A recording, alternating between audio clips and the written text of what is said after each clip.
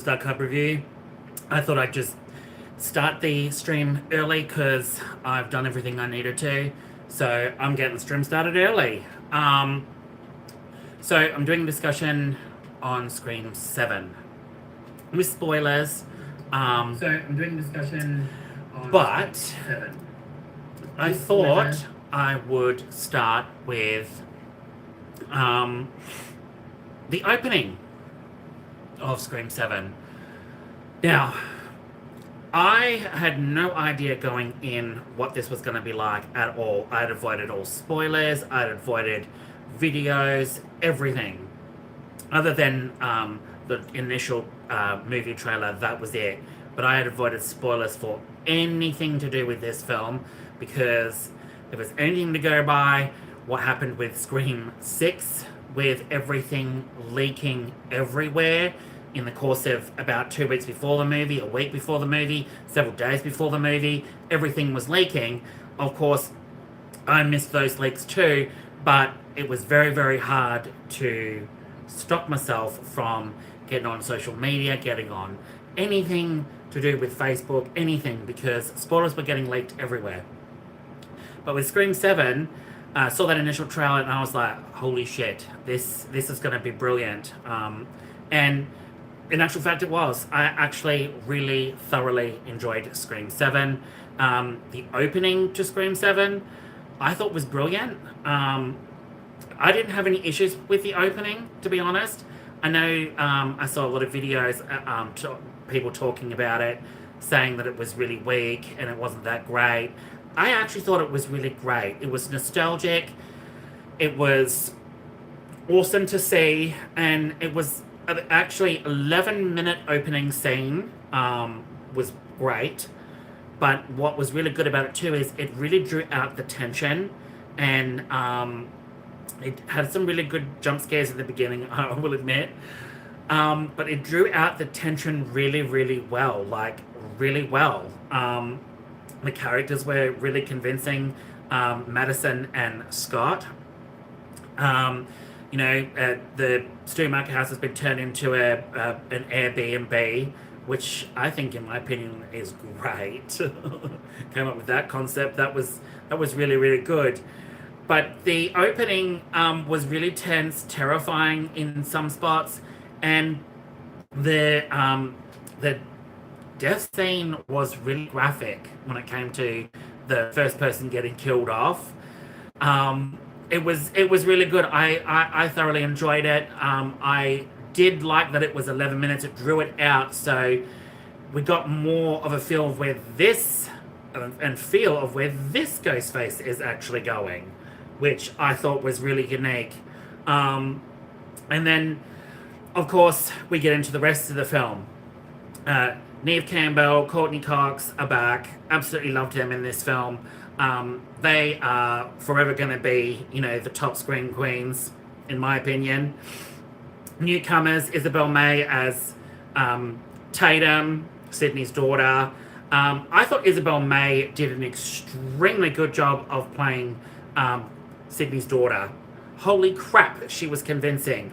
I really liked the fact that this film actually drew a lot on motherhood, tensions between mother and daughter, and obviously teens, today with, their angst and struggles and whatnot. But this one was a lot of trauma going with it as well, being that Sydney's gone through hell over the years, and then the daughter, Tatum, to take that on and not know a lot of what happened to her as well. That kind of really played on the whole tension as well between them, which was really good. I loved the callback to Scream 2 with the jacket. Holy shit, Kevin Williamson. That was a great Easter egg. I absolutely loved that Easter egg. The jacket rocked in Scream 2. Couldn't believe that came out. I was like, holy crap, is that the jacket from Scream 2? I said that to my husband. I was like, holy crap, that's the jacket that Sydney wore in Scream 2. I was like, yep. Sydney, Neve Campbell playing Sydney. Gotta love her. She did an amazing job in this one. Holy crap, she was rocking it. So was Courtney Cox as Gale Weathers. And Gale Weathers got more screen time in this one than she did in Scream 6. So that was really good as well. Absolutely loved her coming back into it. Now, I do have to say, for all those people out there saying that Kevin Williamson did a horrible job of this, Kevin Williamson did a horrible job of that, and he completely butchered it. No, I don't think he did. Kevin Williamson, you could see his style in it.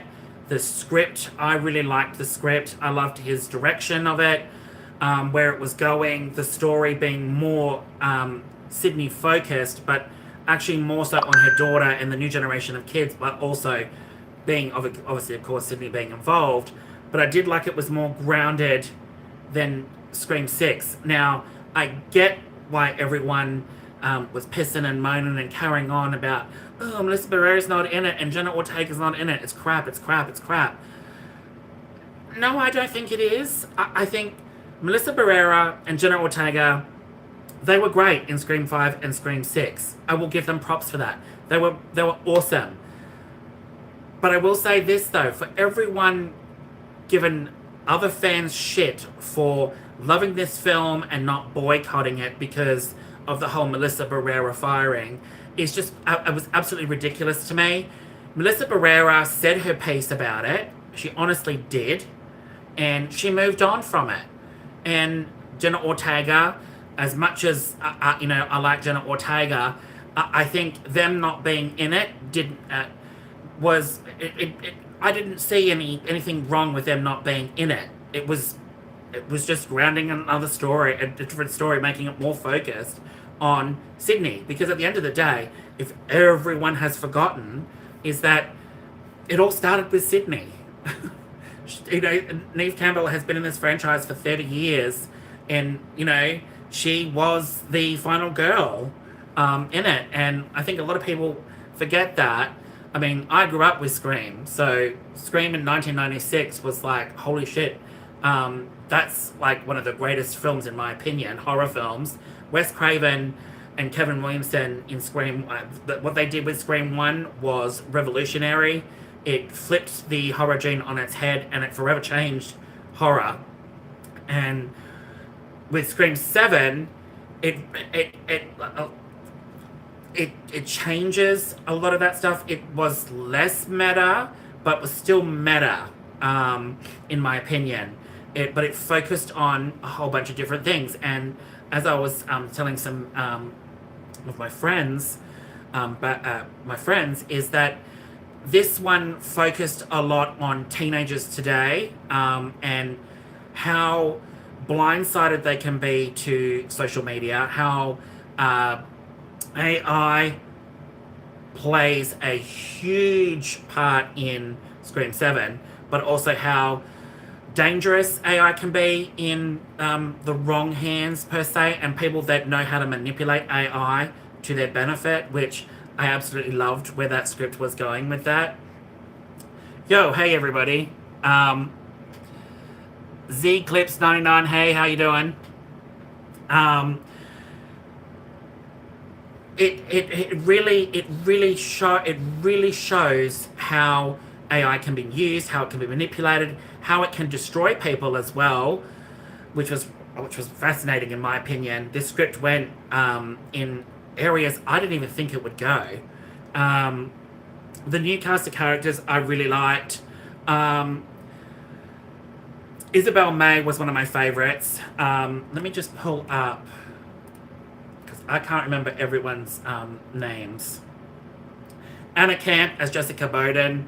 Really loved seeing Anna Camp. I love Anna Camp as an actress. She's amazing, and I absolutely loved her in True Blood. So her coming into Scream 7 was fantastic.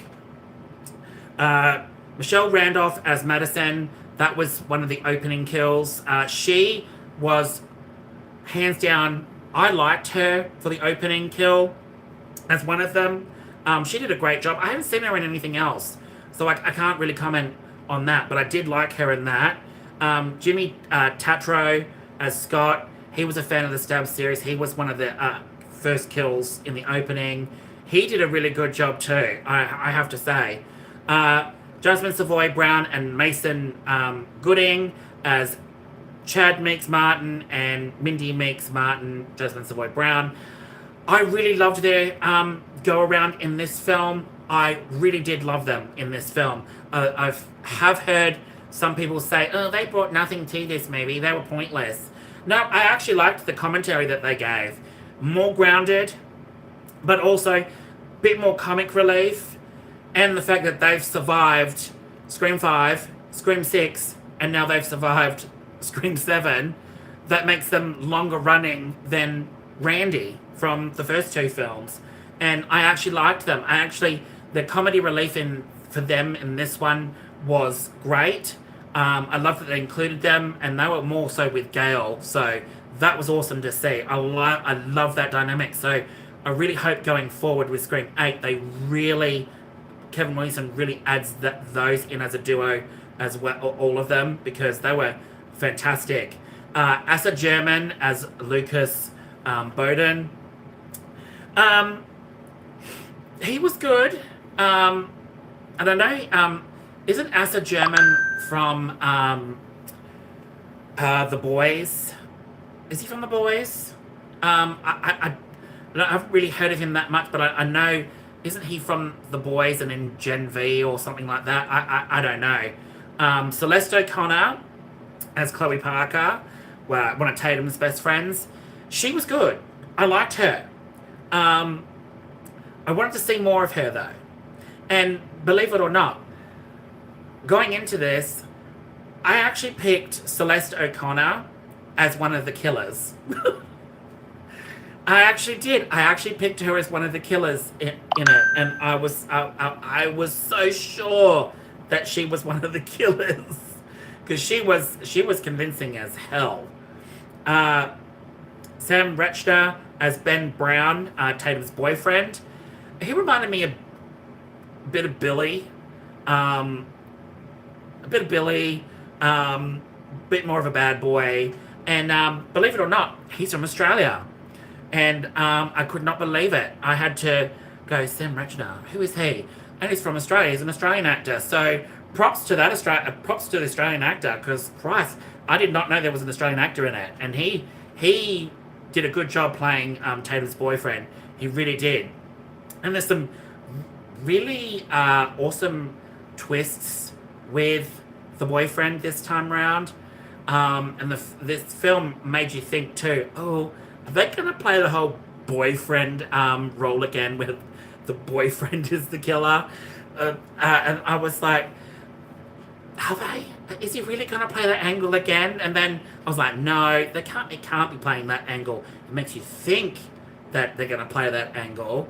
And then suddenly, bam, it's like, oh, no, I've changed my mind. They're not focusing on him being a killer, but they want to make you think that. So that was really good. Mark Consuelos as Robbie Rivers, a television host, and he's like a rival to Gale Weathers. I don't know much about him, to be honest. I did like his role in it as a news anchor. But as a whole, I have not heard much about him. I don't know a lot about him. But his acting in it was spot on. I for whatever reason, I think could have been in a little more and seen a little bit more rivalry between him and Gale. But other than that, he was fine. Tim Simons as George Willis. He's a drama teacher that was in Scream 7. Now that guy is a shady asshole. And I won't give it away to anyone that hasn't seen the movie yet or has seen it. You'll know what I'm talking about. Is that, did he give off real asshole vibes? Like, seriously, gave off real asshole vibes to Tatum. But also, he was another one that I was like, oh, could he possibly be a killer? Because they portrayed him that way, and it was so convincing when you see him, and then he pops up again later. I'm not going to say where, but he pops up again later. And it's like, oh, okay. Now I see where you're going with this. And I actually thought that was pretty cool. Joel McHale as Mark Evans plays a police officer in Sydney's husband. He was really, really good. I've got to give him props, everybody. I've got to give him props because he nailed his role in this, playing Sydney's husband. He was really, really good. He had some really good comebacks, one-liners, and it was great seeing him in a more serious role, especially a horror slasher, because he's I know I've seen him in Community and that, and he's a comedian, and he's really, really good. I really enjoy his comedy, but for him to be in a more serious role like Scream 7, he nailed his role, and I really hope we see a lot more of him in Scream 8. I really, really do. He was really, really good for the scenes he was in. Courtney Cox as Gail Weathers. Cannot beat her. She cannot be killed off. Holy crap. Please don't kill her off, Kevin Williamson. Because Gail Weathers is like the glue that holds Sydney together. Them two are just unkillable. I really, really, really loved her return in this. She got a lot more screen time. 22 minutes of screen time. A lot longer.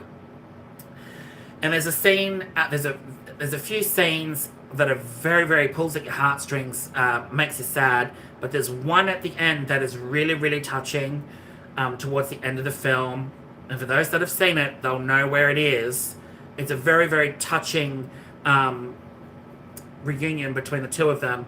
And it really did pull at the heartstrings because the two of them as actresses have been in this franchise for 30 years. And you can really see it that it's like it's really, really heartfelt. And that reunion at the end was like, made me tear up a little bit. I was like, oh, that was really well done, honestly. Ethan Embry as Marco Davis, an employee that works at a mental institution that gets featured in this movie. What can I say about Ethan Embry? He was good, with a receding hairline. Just aged him a lot quicker.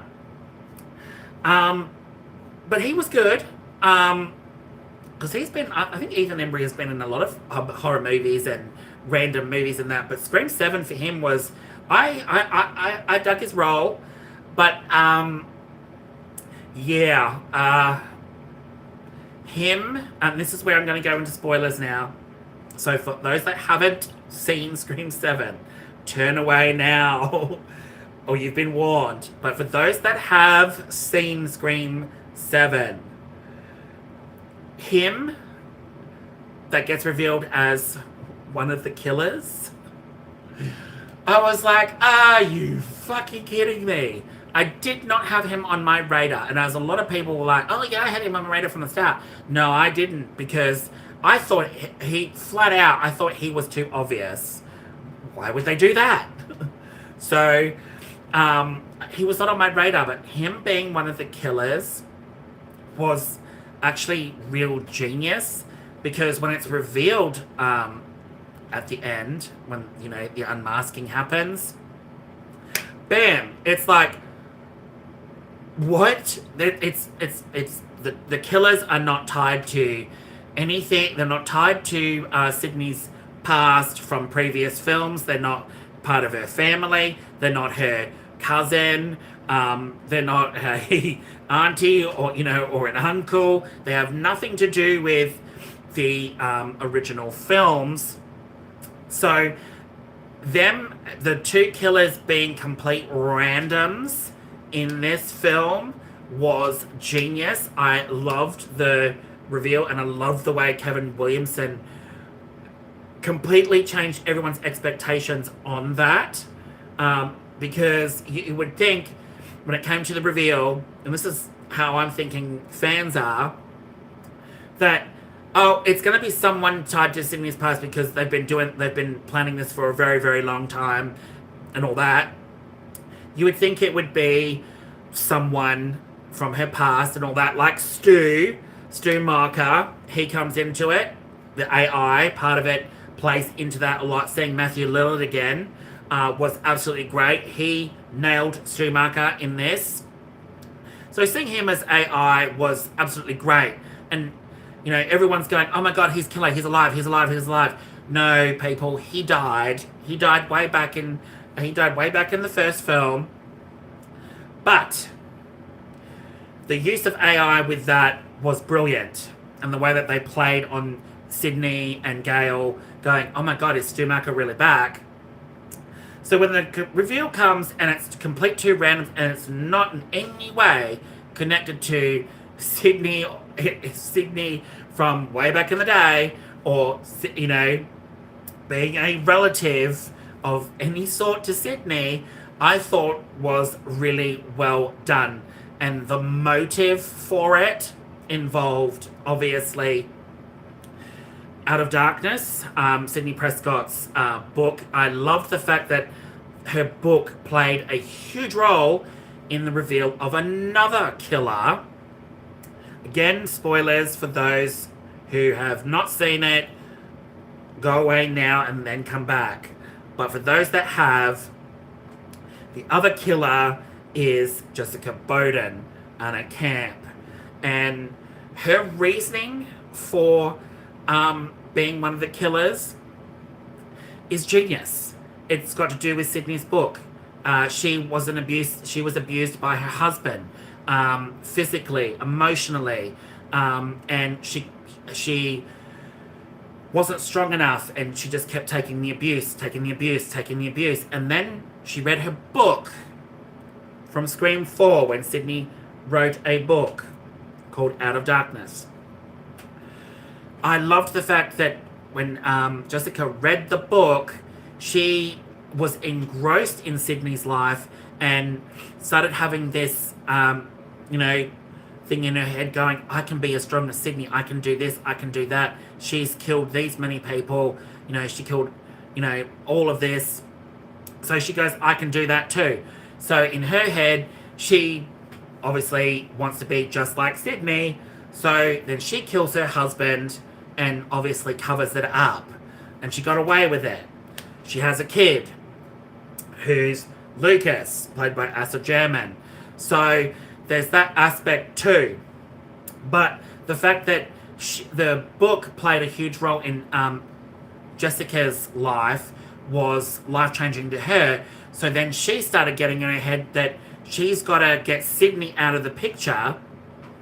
So then her daughter can take over as the new final girl sort of thing, because as everyone puts it, legacy characters now, and this is where it gets meta, is the fact that Jessica and Mark explain that getting her out of the picture, because her legacy is kind of done now, like how many more times can legacy characters per se continue in a franchise before it completely gets stale and no one cares anymore. So I really loved that whole motive, getting rid of legacy characters to stop them from going stale. Like it played into the whole franchise, like franchise fatigue, but it also played into legacy character fatigue. For instance, Jamie Lee Curtis in the Halloween films, like it plays into that, like franchise fatigue. I mean, I absolutely hate the Halloween reboot films. Absolutely hate them. I think they were absolutely pointless. They were rubbish to me. I absolutely love Jamie Lee Curtis. No offense to Jamie Lee Curtis, but Christ, those films were horrible. And I love the way that the whole franchise fatigue plays into it, but also legacy character fatigue. How many more times can they keep going in a franchise? A bit like Friday the 13th. That everyone has that thing, like there's all these films and sometimes get franchise fatigue, so they've got to reboot them, they've got to remake them, they've got to reinvent it. But Scream 7 did a great job of for the first time, not being a family member or a boyfriend or someone related to Sydney directly. So these two were complete randoms that just came together, planned it over the years, and then suddenly stalked that, Jessica was stalking her, found out where she lives, so then she lives with, she was living in the same place as Sydney and planning it, and then obviously trying to off Sydney so then her daughter can be the new final girl so it can continue like that. So then she takes over. So it was genius. I really think it was genius. But that's not all. You thought there were 1 killers, 2 killers. No. There was 3 killers. And that twist I didn't see coming. I was like, holy shit. Another one added into the mix. And I'm not going to spoil that one. But holy crap. 3 killers. You're a genius, Kevin Williamson. Shout out to Scream 3. Because it was going to be 3 killers in Scream 3.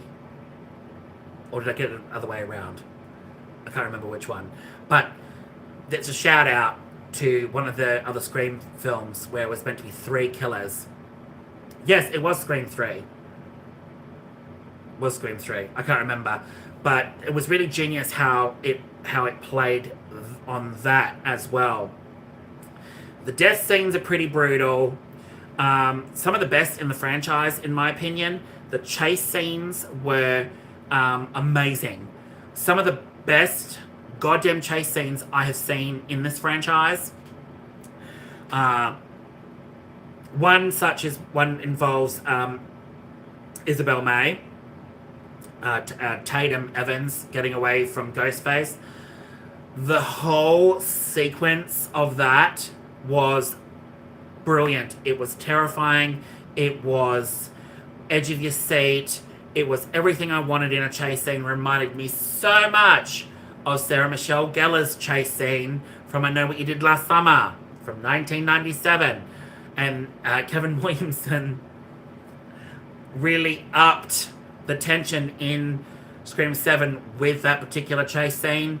Absolutely amazing. You got to see Ghostface in silhouette on a wall, which was just perfect. Absolutely perfect. The tension between the characters, who did it, who didn't, who blames who, played into it a lot too. So there was that which I really, really liked. There's so much in that in Scream 7. I'm gonna go and see it again. But there is so much in Scream 7 that made this, that really stuck the landing. Could it have been expanded upon a little bit? Could we have had a little bit more with some of Tatum's friends? Yes, I will agree. I have seen people out there say that it felt like we didn't have enough time with a lot of the characters. I will agree, yes.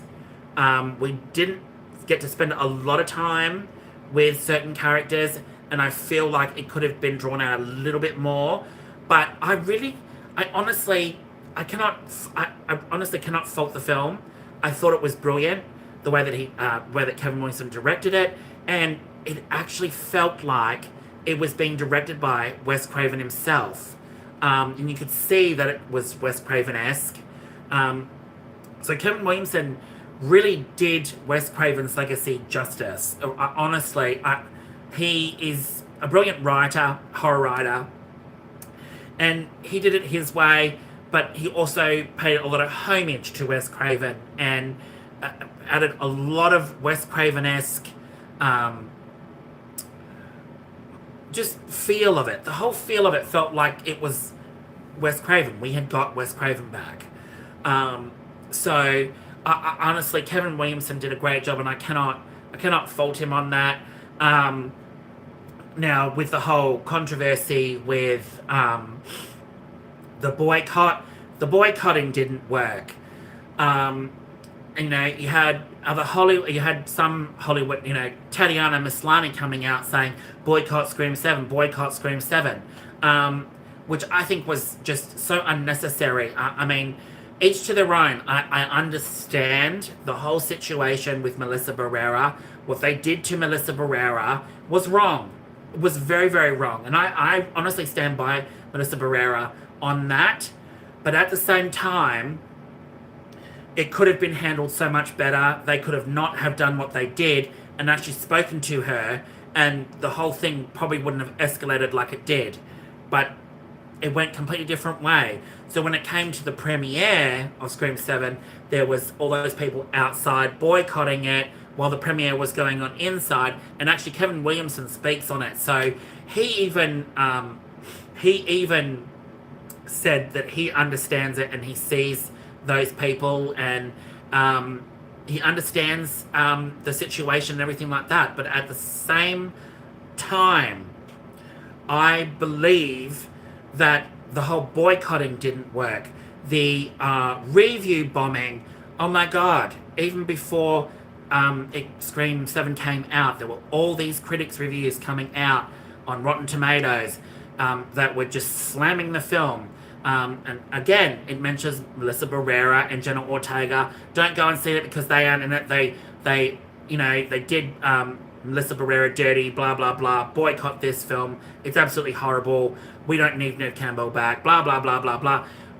But again, and this is what I said to some of my friends back home, is that, like, these are the same people that pissed and moaned that Neve Campbell was not in Scream 6, that Sydney was not in it. And you could feel with her not being in it, from her being in Scream 5, which was absolutely amazing, by the way, but her not being in Scream 6 because of the pay dispute, and I stand by Neve Campbell on that one, because honestly, what they were going to pay her was just like, are you for real, people?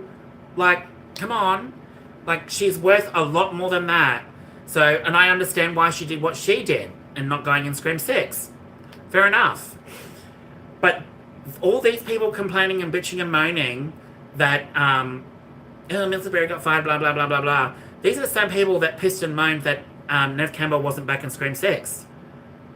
And it's like, so that doesn't help you. That doesn't help that. And you got some stars saying boycott it. And then, you know, recently Anna Camp reposted the boycott didn't work, the review bombing didn't work, and what worked was all the fans turning up, as true fans of Scream, turned up and watched it and made it an absolute success. And then she comes in, and then several days later, because some people got noses up their bonnets and went all ape shit, and we're like, oh, what Anna Camp did was so, was just so bad and so wrong. She had to come out and apologize that she meant no ill will by it. But why did she need to apologize for a film that she's in, a film she's also promoting by being at the premiere? She did what I would do and say, well, boycotting didn't work, review bombing didn't work, and only true fans, all this did was make Scream 7 more and more and more and more engaging. And honestly, it did. It honestly, none of it worked. And for her to retweet that and then get into trouble for it, I think, why does she need to apologize for that? I mean, she meant no ill will by it, but it's kind of like, now stars that are in their own movie can't promote their own movie by saying something like, well, that none of this worked. And I know some people said it comes off like really insensitive, but at the same time, Anna Camp's not thinking that it's insensitive and stuff like that. She's promoting a movie. So, and I don't think she meant any ill will to Melissa Barrera on it either. I see it from the fact that she's in the movie and she's promoting it. That's all. Daniel Garcia, the best friend of the Prescott Scream lead, has never been a Ghostface killer. They should do it, and Leslie Marco should be a future Ghostface killer. A future Scream film should end in a cliffhanger. Yes, absolutely. I absolutely agree with you. I think a Scream film needs to end on a cliffhanger. And a, a cliffhanger, yes, definitely. Has never been a Ghostface killer. Yes. That's an interesting one. We really, going forward, Kevin Williamson, we really need that. Pay close attention to that one, Kevin Williamson. Scream film needs to end on a cliffhanger. I totally agree. Because way back in the day, when I watched the original Scream trilogy, I always thought, would one of these films end in a cliffhanger? I thought Scream 1 would. No. Did Scream 2? No. Did Scream 3? Scream 3. I love Scream 3. I do. And a lot of people piss and moan about it, but I actually liked it. The way that Scream 3 ended, the door swings open, the breeze comes in, and Sydney looks at the door and smiles, and it's kind of like the door's left open, kind of like that's where Scream should have ended, sort of thing, but it's also leaving the door open like she's not afraid anymore, type of thing, and she's let all that go, type of thing. I think that was brilliant. But god damn it, Scream 3 had such a good twist when it was revealed that Sydney has a half brother. And I was like, holy shit. At the time it was like, it blew my mind, like Sydney has a half brother, like, and I really wanted them to explore that a lot more. And I honestly think in my head back then that Scream 3 should have really ended on sort of like a cliffhanger, but not revealing that Roman was her half brother. I think he should have been left for a future film or something like that. I don't know, because the way that Wes Craven had it in his head at the time, it felt like the franchise was done. And then he came up with Scream 4. And Scream 4, I'm a huge fan of Scream 4. Absolutely love Scream 4. But I feel like the whole Roman aspect could have been played out a lot more in Scream 3. But also not revealing it as he was a killer in Scream 3 and it was somebody else. You could have left Roman for Scream 4 along with Jill Roberts, and that would have made it more, I don't know, I guess more like, holy shit, like her family really are fucking nuts. But yes, I really want to see a cliffhanger in a Scream film. Gotta do it, Kevin Williamson, gotta do it. And the whole angle of whodunit, this one did an absolute great job of who's the killer, because like I said, I had picked completely different people. Some people said it was, I picked those two right off the bat that they were going to be in it. Some people, when they were doing production photos and that, some people called out that, these two are going to be the killers way before the film was even released. So some people got it, some didn't. But the whole whodunit in this one was really, really convincing, because I did not have them on my radar. Honestly, the three killers that were in this did not have them on my radar at all. And the fact that it's made even more genius by the fact that it's not connected to Sydney's, family or anything like that, makes that the first time the franchise has done that, where it's not connected to her family at all. It's not connected to anything that Billy did or Stu did, or Maureen. It's not connected to her mother. It is really, really awesome to see. And someone said that at the time when Scream 7 was getting made and whatnot, is that a lot of people predicted that Emma Roberts was going to come back as Jill. That would have been really, really cool. But at the same time, no. She died. She's dead. Same with Stu Marker. he died in the in the original, but bringing him back in AI and using it convincingly that is Stu alive and he's not AI was really, really genius. And the fact that now, several days ago, Kevin Williamson did a interview with an alternate ending to Scream 7. And this was for test audiences. So he had tested this out.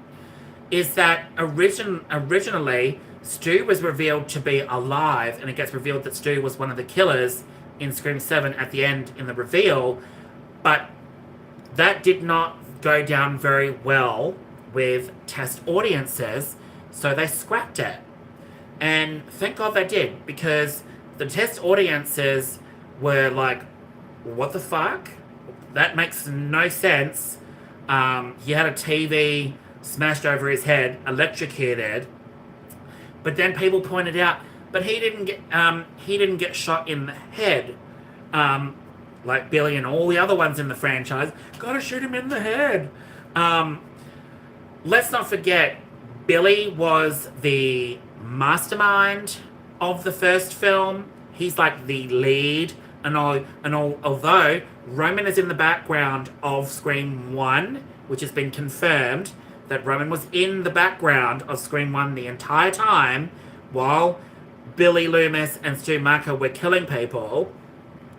Ultimately, it was Roman that came to Billy and showed Billy what happened between his dad and Sydney's mum, and that's what sent Billy on a downward spiral. And then he got Stu Macher to help him out. So in actual fact, Billy was the mastermind and the main killer as such.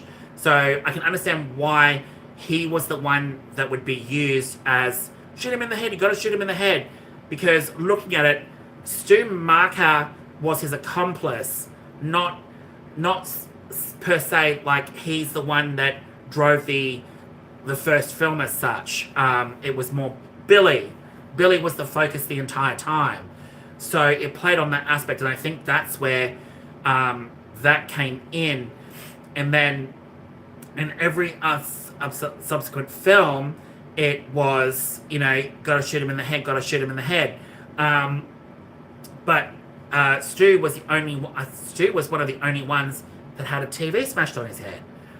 So people were like, well, he can still survive that. No, he can't. And I think, thank God they didn't use that, and Kevin Williamson, because bringing Stu Macher back, that he survived, would be like, what the fuck? Like, really? Are you honestly playing that angle? And I can see why a lot of people didn't like it, because he's dead. He's dead. So, it's the same with Jill Roberts. I was like, Jill Roberts is dead. She got shot in the head. But other than that, I mean, the whole cast did an extremely well done job. I loved it. The cinematography, the some of the way the lighting is, particularly in one scene, a scene that involves a school play, and someone hanging in, suspended in the air. People will know who have seen it, what I'm talking about. This particular death scene where the lighting is just perfect. And it's like the silhouette, the swinging, and Ghostface looking at the body, and stuff like that. The lighting was absolutely perfect. Reminded me so much of Scream 2, when they're doing the whole play scene, and Sydney's getting stalked by the killer in the play at college, which was really awesome scene, because it was kind of like, holy shit, she's gonna get stabbed. So that it brought a lot of callbacks to that as well. I loved the nostalgia of it. Some people said it was over nostalgic. Some of it was a little over nostalgic, but it played into how Wes Craven works and how Kevin Williamson works, because all of his films really bring some sort of nostalgia from the previous films, and it's kind of like, oh, I see what you mean. Now, in regards to, is this my favourite in the franchise? I'm not going to lie. Yeah, I think Scream 7 is possibly my all-time favourite, behind, well, actually, yeah, my favourite, and then Scream 2 and Scream 4 were absolutely amazing. I still love Scream 2 to this day. Scream 2 has got it really upped from the sequel. Scream 4, with the filter and all of that, really gave it a different feel. I know some people didn't like the filter, but Scream 4 for me was amazing. Hayden Panettiere as Kirby. We're going to bring Kirby back. She came back in Scream 6, which was fantastic. But we've got to bring her back for a future film, Kevin Williamson, because I'm dying to see more Kirby. She was amazing when she came back. Now, in terms of where it goes with Scream 8, I believe with Scream 8, I think it's going to focus more on Tatum. I honestly do. Sydney Prescott will still be there, or Sydney Evans now. Not Sydney Prescott, Sydney Evans will be there. Gail Weathers will certainly be there as well. I think you can't have a Scream film without them, but I don't think they're going to be the central focus this time. I honestly don't. But I think they'll still be there to help Tatum. But I believe Scream 8 is... They've got a good idea. Neve Campbell and Kevin Williamson said they've got an idea for Scream 8, a pretty good one. And with the success of Scream 7, holy crap, Scream 7 absolutely blew the box office away. It's kind of like people wanted it to fail and it didn't work. And this just proves that Ghostface is kicking ass, still kicking ass. And it's a franchise I believe can go well into more movies, but I believe now it can also survive without having Sydney and Gail, because there's got to be a point where you've got to give them peace at some point. You've got to, but at the same time they can always come back at some point, which works too. But I do believe Scream 8 was going to focus more on Tatum and how that plays into it. But I do believe that going forward, we need to have more twists and turns with the whodunit, flip it on its head a little bit more. But also, I really want Kevin Williamson to direct it and write it, because Scream 7 just proves that Kevin knows what he's doing with this franchise. He does. He started with Wes Craven. He knows what he's doing. He wrote I Know What You Did Last Summer. He's written the Scream films. So, and he's written other horror films as well. But Scream 7 proves that he knows what he's doing with this franchise. Wild and Fearless 9840. Maybe it should be a show. Yeah, Scream was a TV series on MTV. I saw all 3 seasons of that. I did not like the mask for it. What they did with the show, the Scream series, I liked parts of it and I didn't.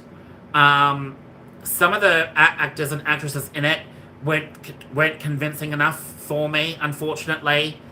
The 3rd season they went with the original Ghostface mask, because the reception to the first 2 seasons was kind of a bit iffy. The 3rd season was a completely separate season from the first 2 arcs. 3rd season, the original Ghostface mask was back, and the hood and everything. So that was the only good thing about the 3rd season. I did not like the killers in it. I did not like the setting. I thought the third season was somewhat of a letdown. The kills were gnarly as hell. And I really loved the kills in season 3 of that. But other than that, the reveal of who the killer and the killers were. I say killer because I thought it was one, but I think it was 2. I thought was very, very weak. But the first 2 seasons where it was with the other kids and whatnot, with Emma's story, I really wanted to see how it played out. I really, really did. But at the same time, where it was going with it was weak, I think, in my opinion. But over time, Saigon says a show might be difficult to sustain. Yeah, because it was evident. Yeah, I will agree with that, because by the time season 2 came around, you could see they were struggling to pick up the pace, get to a point, and then obviously they changed their minds after that with the reception of 2 being a little bit more lackluster. They decided to go with a season 3, which was standalone, and bring back the original Ghostface mask and the robe and that, and have more gnarly kills.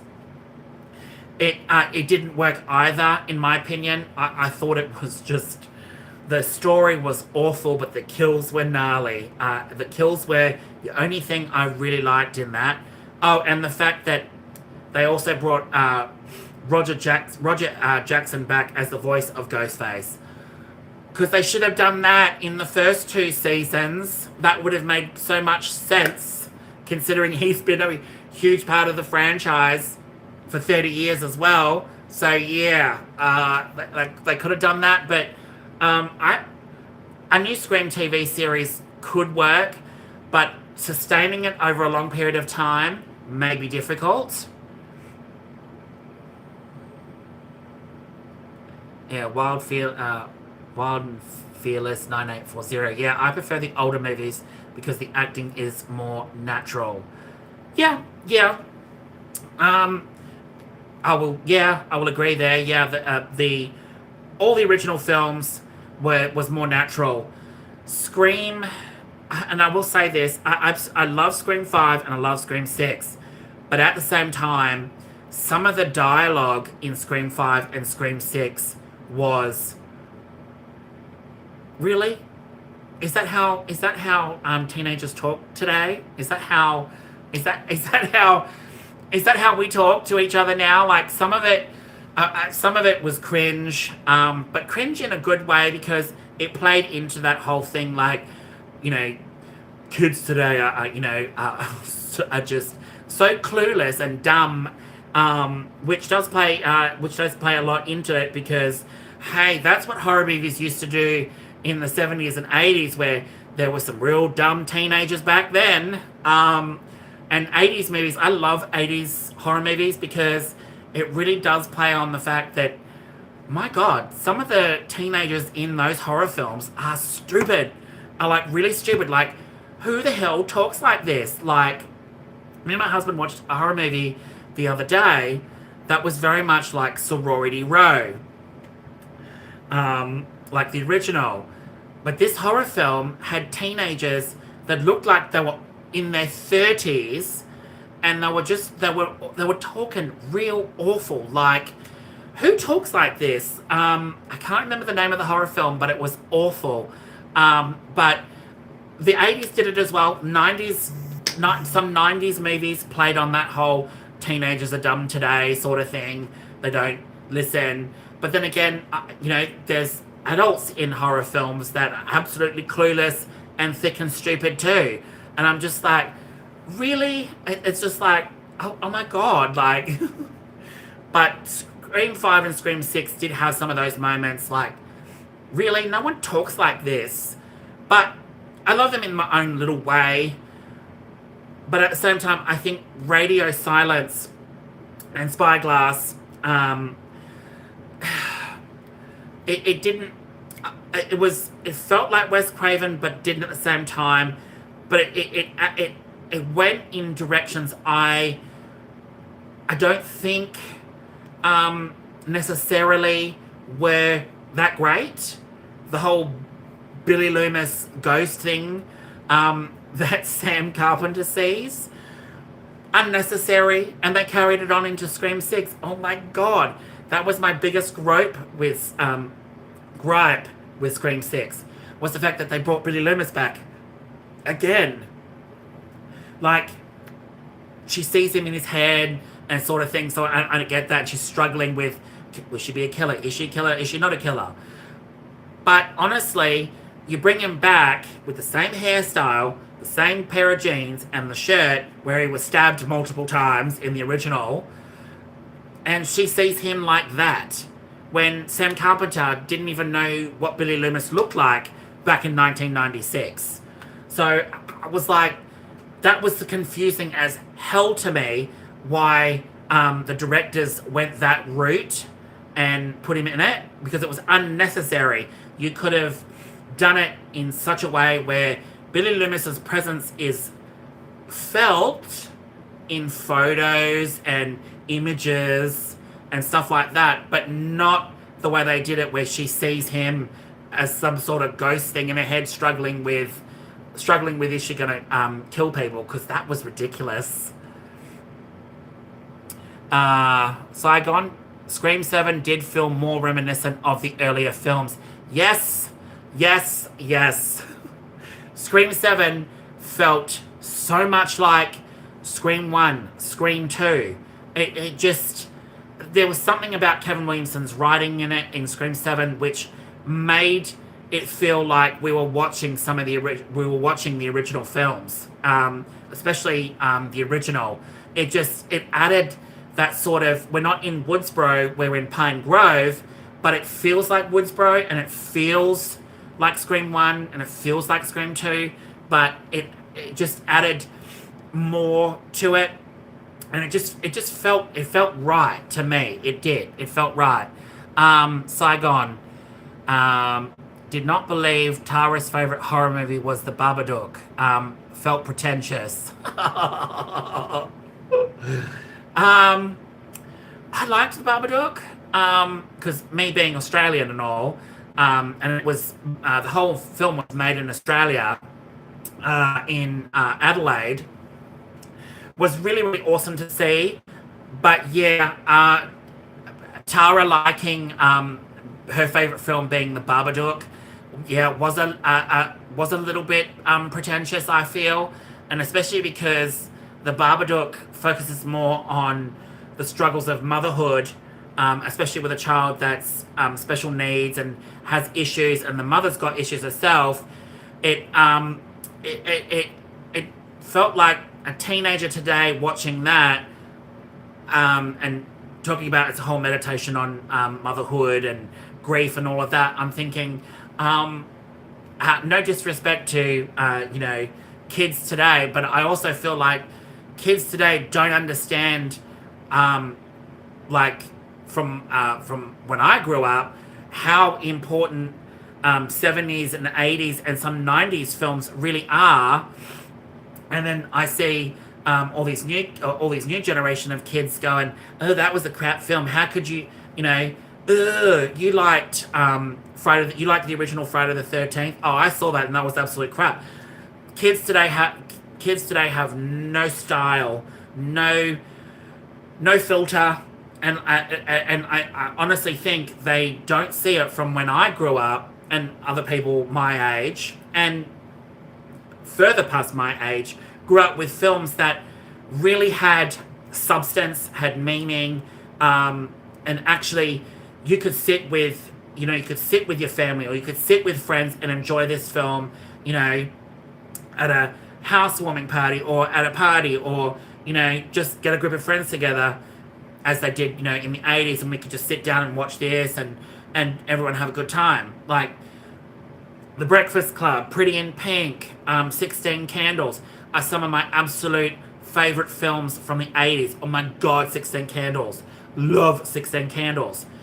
I over the years, I've had several people, young people from today, go, ugh, how can you sit there and watch that film? That's so boring. That's not how the real world works. Blah blah blah. It those sort of films were more grounded in real life. They were believable. They were special, and they're not like films today where Hollywood likes to just turn out trash after trash of films that have no substance, no meaning. But then you've got some rare films that absolutely kick ass, like Demi Moore in The Substance. Holy crap. The Substance, one of my favorite films of all time from a female director. She took a stab at Hollywood and the beauty industry, the fashion industry, how everything works in Hollywood, and she kicked ass. Substance was a movie I could sit and watch again and again and again and go, this is what Hollywood is like. This is what old perverty people are like. This is what happens in Hollywood. This is what happened, this is what's been happening for years and years and years when men objectify women. And, to get anywhere in the real world, you need to be pretty, you need to be thin, you need to have flawless skin. And it's like, Coralie Farge knocked it in the ballpark with that film. And I've had so many young people tell me today, go, oh, I thought The Substance was really boring. It had no substance, it had no style, and what was the whole point of it? Really? Really? Like, and then I've had some people on my Facebook, just random people on my Facebook go, Scream 7 was a pile of shit, blah, blah, blah. How the fuck did you like that film? It's just horrible, And it's like, well, I'm not going to lie, as a huge Scream fan, I love all the Scream films. But Scream 7, Kevin Williamson just knocked it out of the ballpark. He literally knocked it out of the ballpark, and I don't think he did anything wrong with that film other than, I really want to see a director's cut. I really want to see deleted scenes, because I got a feeling he has hidden some things in cut footage that we will definitely see in a director's cut, Kevin Williamson. Please, honestly, I'd buy that. I'd buy that right now. Honestly, Scream 7 was just absolutely fantastic. Essie Davis was fantastic, but it was so downbeat. Yes, Essie Davis, she was amazing. I have heard that current generations want reliability, whereas older generation of young people were accosted to watching characters older than themselves from a very early age. Yeah. Myself, though, even though I was born in 86, turning 40 this year, I'm an 80s baby, but grew up on all things 90s. But I also grew up watching all the 80s films, and I've had friends from back home. Gotta love my friends from back home. I love them dearly. But some of my friends from back home go, you like all those films from 80s? Yeah, I mean, 80s movies just fascinated me. They were all the John Hughes films were fun and stylish and grounded and heartfelt and really pulls at your heartstrings, make you laugh, make you cry, make you frustrated at the fact that, I honestly, if I had grown up in the 80s, I always look today and go, I really wish I had grown up in the 80s, experiencing the 80s, because I look at old photos of my mum and dad from high school and them growing up, and it's like, God, the 80s was so fun. But, it's kind of like, I don't regret growing up in the 90s either, because I grew up when Pokemon was released in 1996. PlayStation, the original PlayStation released in 1996. Scream in 1996, and then Scream 2 in 97. But also, I grew up with the original Mortal Kombat games. I grew up with Sega. I grew up with all of that. Plus, I grew up with Tamagotchi. I grew up with Digimon, Pokemon, Sailor Moon, Dragon Ball Z, So I don't regret any of that. I don't regret growing up in the 90s. Final Fantasy VII. I grew up with Final Fantasy VII when that was released in 1997. Holy crap.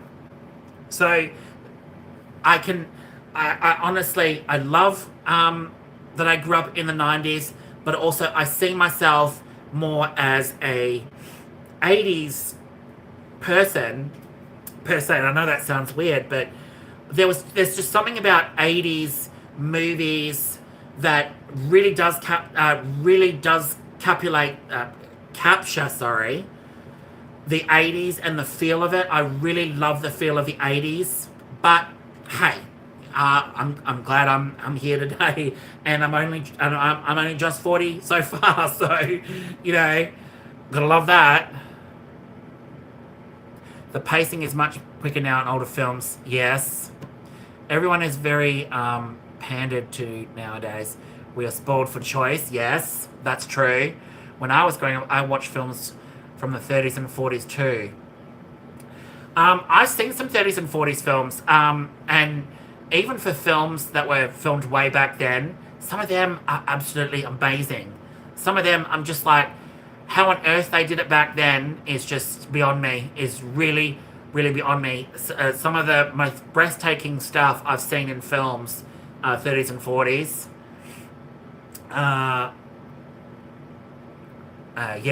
You're more hooked as you get older.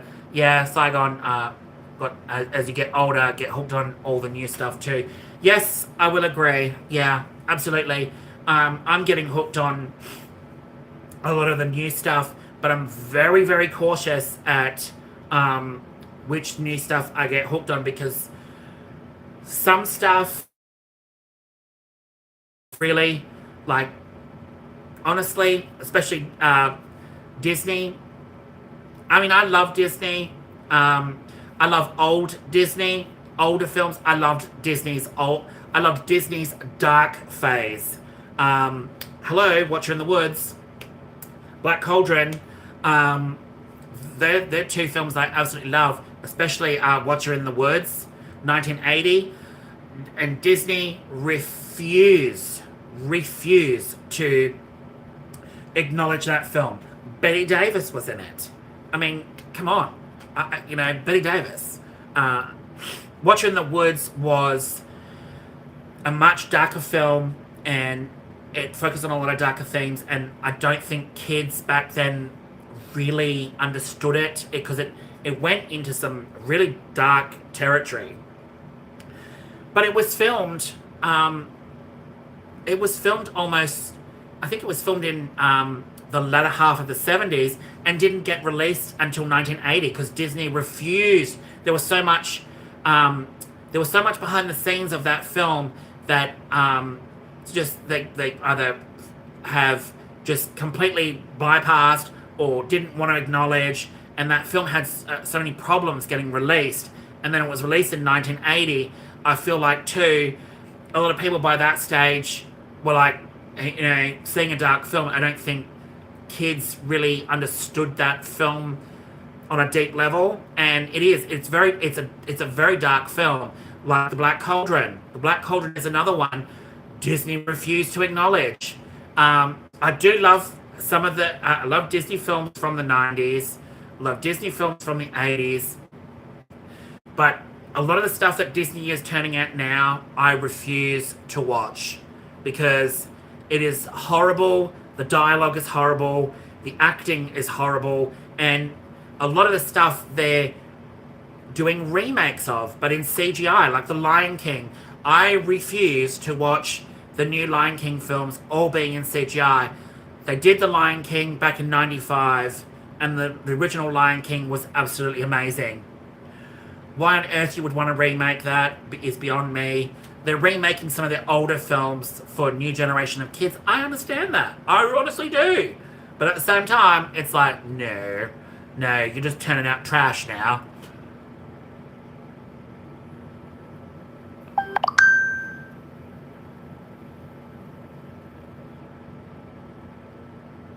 Yes, Betty Davis was creepy, pioneer of the psycho buddy genre. Yeah.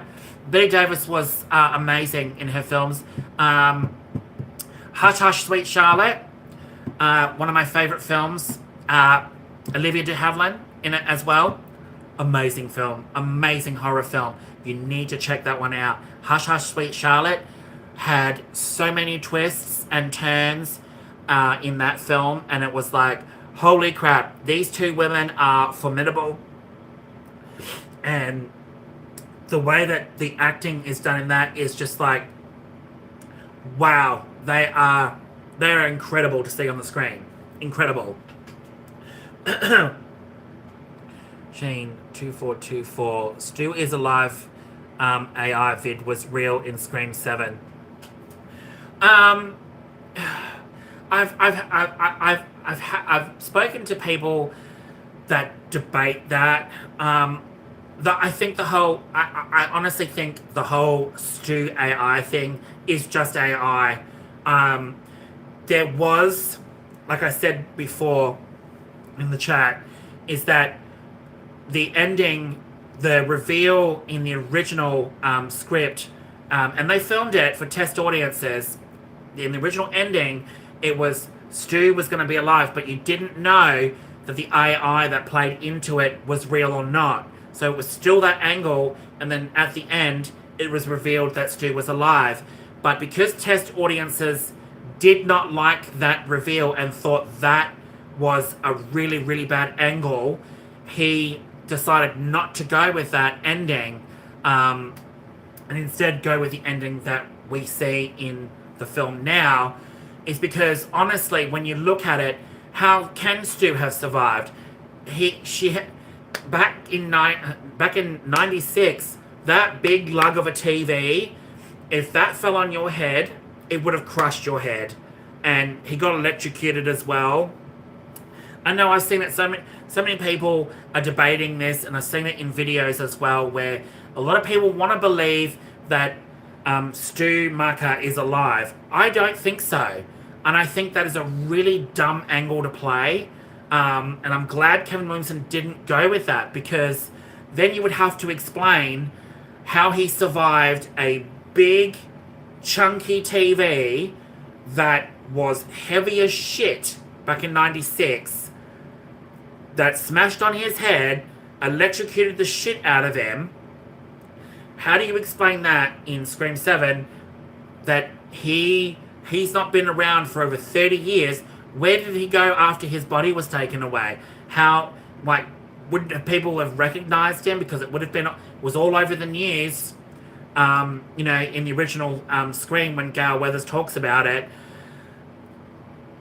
Although I like the concept, but then you're going into territory that it's kind of unplausible at the same time. It's like, at the same time as, why would you bring Roman back or Jill back or any of the past killers back? You do it in AI form, and it makes it just worked out. Scream 7 played into it really, really well. But bringing Stu Macher back for the sake of it, because people really liked Matthew Lillard's character. He's a great actor, don't get me wrong. But bringing Stu Macher back is a really dumb choice, and it wouldn't have worked. I would have been more confused as, well, then how do you explain all of it? But at the same time, I can respect that yourself and other people feel like it could work that way. I honestly do. I mean, I don't see any problem in it. But for me, it just doesn't work, because then you have to explain for over 30 years, where the hell has Stu been? And how the hell does he know where she is in Pine Grove? And all of that. So it's kind of really... it worked out the way that it did. And I think Kevin Williamson, the way that he went, worked. It really did. For marketing reasons, test audiences for Scream 7 rejected a potential return of original killer Stu Macher, forcing filmmakers to abandon a coda showing him alive. We have to keep in mind the test audience skew younger. Yeah. For marketing reasons, older people get filtered out when they try to put test audiences together. Yeah, I mean, I don't know how that all works. I mean, I've never been in a test audience, but um, it would be interesting to see how that whole thing comes about. Like, how do you get into a test screening? If anything, Saigon, I'm fine with Stu being dead. Yeah, I'm fine with Stu being dead too. I've always been fine with Stu being dead. Honestly, like I said, Matthew Lillard is a great actor. He was absolutely fantastic as Stu Macher in Scream One. But seeing him pass in any other films if he came back alive would be why? Unless you went a different route and he didn't get his head crushed. That would work. Maybe. Yeah, an old CRT TV would have crushed anyone's skull, not a flat screen. Yeah, like I said, the old TVs, back in 96, I had one growing up as a kid. They are bulky and heavy as shit. And the back of them, the big bulky fan thing at the back, and you could see it as when Sydney pushed it on his head. She was struggling to push it and fell on his head, smashed his head. Smashed the screen and electrocuted the shit out of him. It crushed his head. You know, you gotta think. It crushed his head.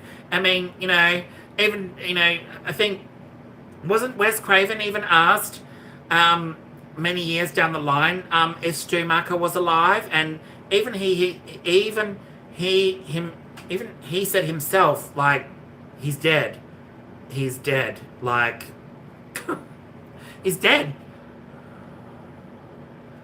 A far-fetched scenario would be a disfigured Stu with a scarred face wearing the ghost face mask, like a Phantom of the Opera-like character. Laugh out loud. Yeah, you're right. Yeah, Saigon, you're right. But also, when Scream 7 was announced and they were filming and all of that, I remember fan art and all of that, and fan posters and all of that had Stu Macher with, a face, the ghost face mask, and his face being scarred even back then. So people were assuming that, oh, they're going to bring Stu Macher back.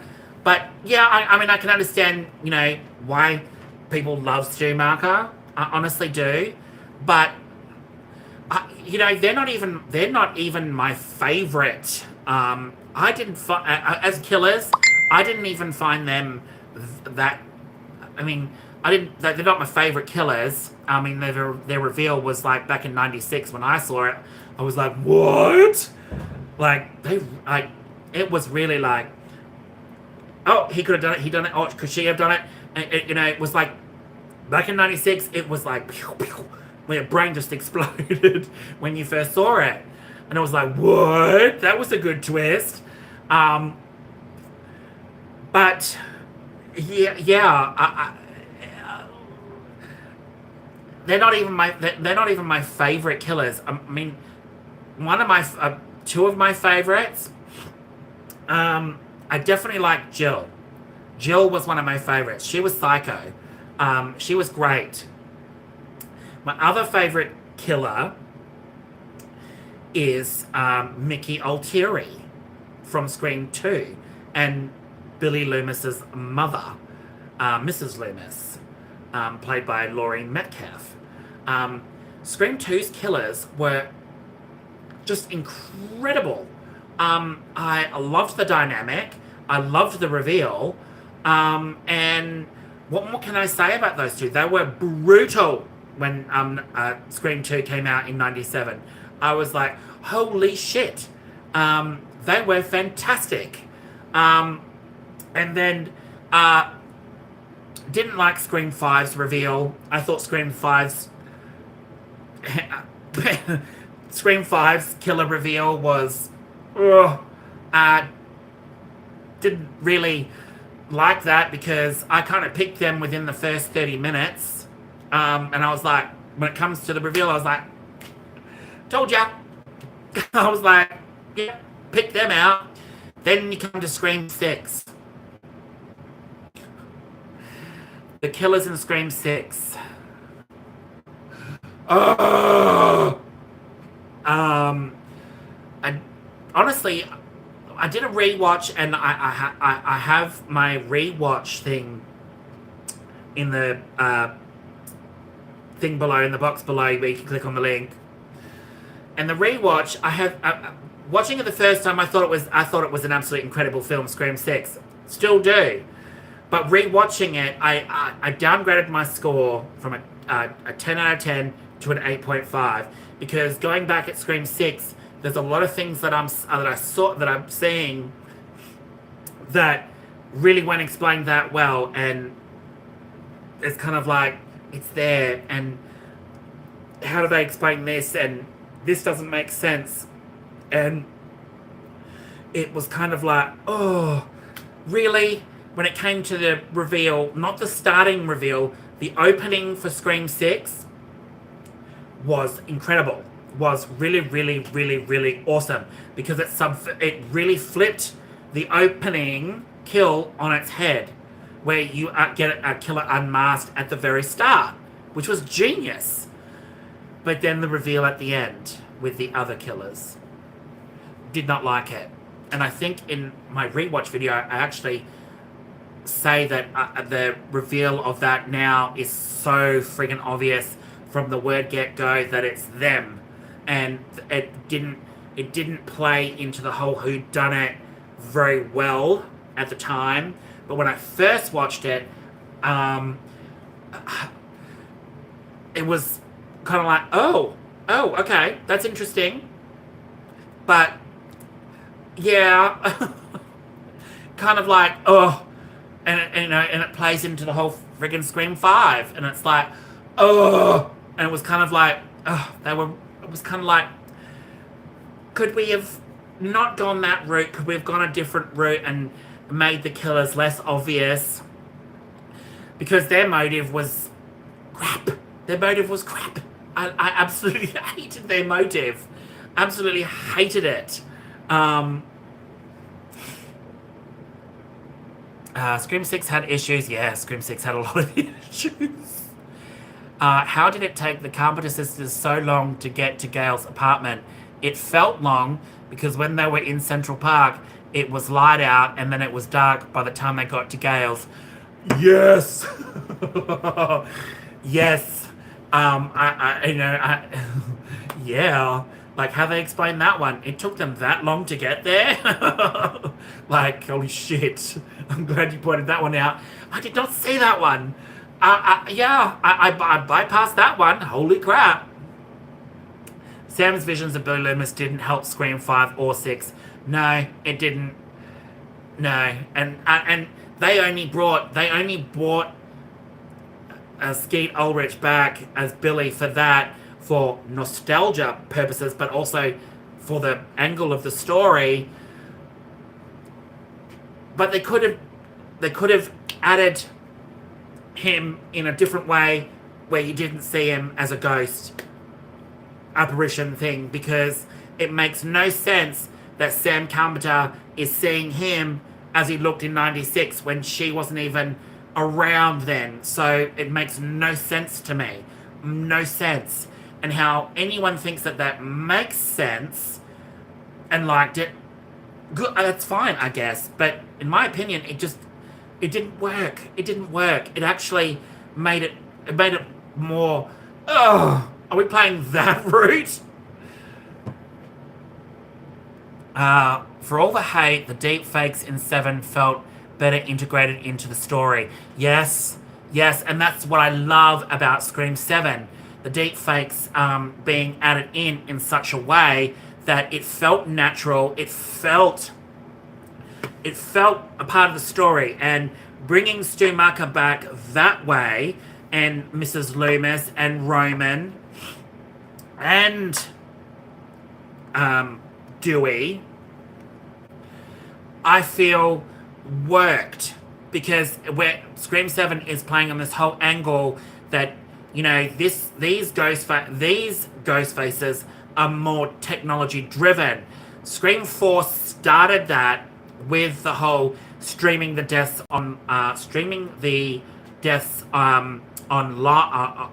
through streaming, but that Jill mentions that, but they hadn't actually streamed the deaths online per se yet. So for Scream 4 to have that concept, these Ghostfaces actually filming the death scenes, and then they would upload them later when obviously Jill says that they killed Sydney, and then they'd be famous off of that.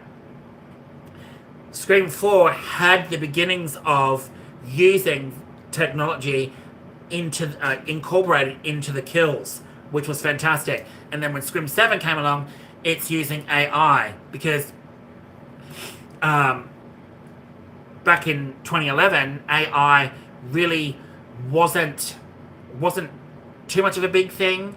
Then, I mean, at the time when I watched Scream 4, obviously I was back home in Australia, so we don't incorporate AI as such then, and it wasn't really a big thing. But now AI is huge and all over the place, so it's kind of like Scream 7's story plays into that really, really well. Like, really well. Saigon, it might have been dusk, I don't recall, but it still felt weird because of the editing. Yep, Scream 6. Exactly. Sam's ties to Billy felt very loose. Yeah, it did, because honestly, she did not have a connection with Billy at all, and didn't really grow up with him either, because he died in 96. People are still assuming that we're going to see, we would have seen Tara and Sam's mother in a future film. Who she would have been, I don't know.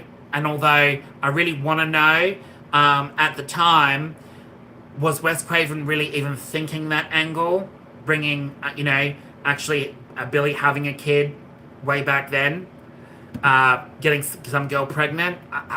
It's really hard to say, but Scream 5 and Scream 6 played on that, and Scream 5 introducing Sam as Billy's daughter, I didn't feel like it felt Wes Craven, like Wes Craven would have gone that route. I honestly don't.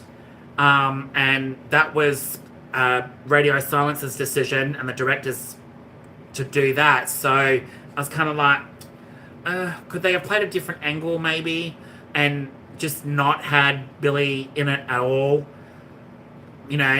Because he could have still done Tara and Sam. They're the new generation of kids that are getting stalked by a Ghostface killer. Scream 4 has aged very well. Yes, Saigon, Scream 4 has aged very well. Scream 4, loved it. Absolutely. I will defend that film hands down. Scream 4 was fantastic. It was fun. It was brutal. It had its funny moments. Some of the best, had some of the best kills in it, but one of them was really, really brutal. Olivia's death. Holy shit. That was intense.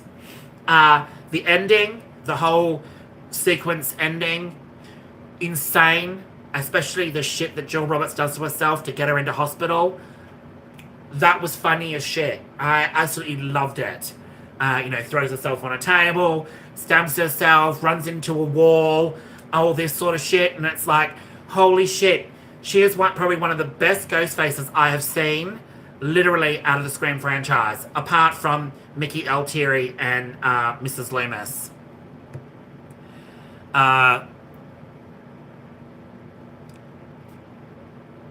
Doshi 066. I loved Scream 7. I liked the motive. Yeah, I'm with ya. I loved the motive, and I liked the fact that it was not tied in any way to Sydney directly being, family oriented, because they've played that card out. So I really love the fact that the killers that get revealed in this were so random and unique, and it was like, holy shit, Kevin Williamson pulled it off where it's not anything to do with a family member. Thank God it actually is going in a direction now where it doesn't have to be tied directly to family anymore. Because we've outplayed that. we've really outplayed that one big time.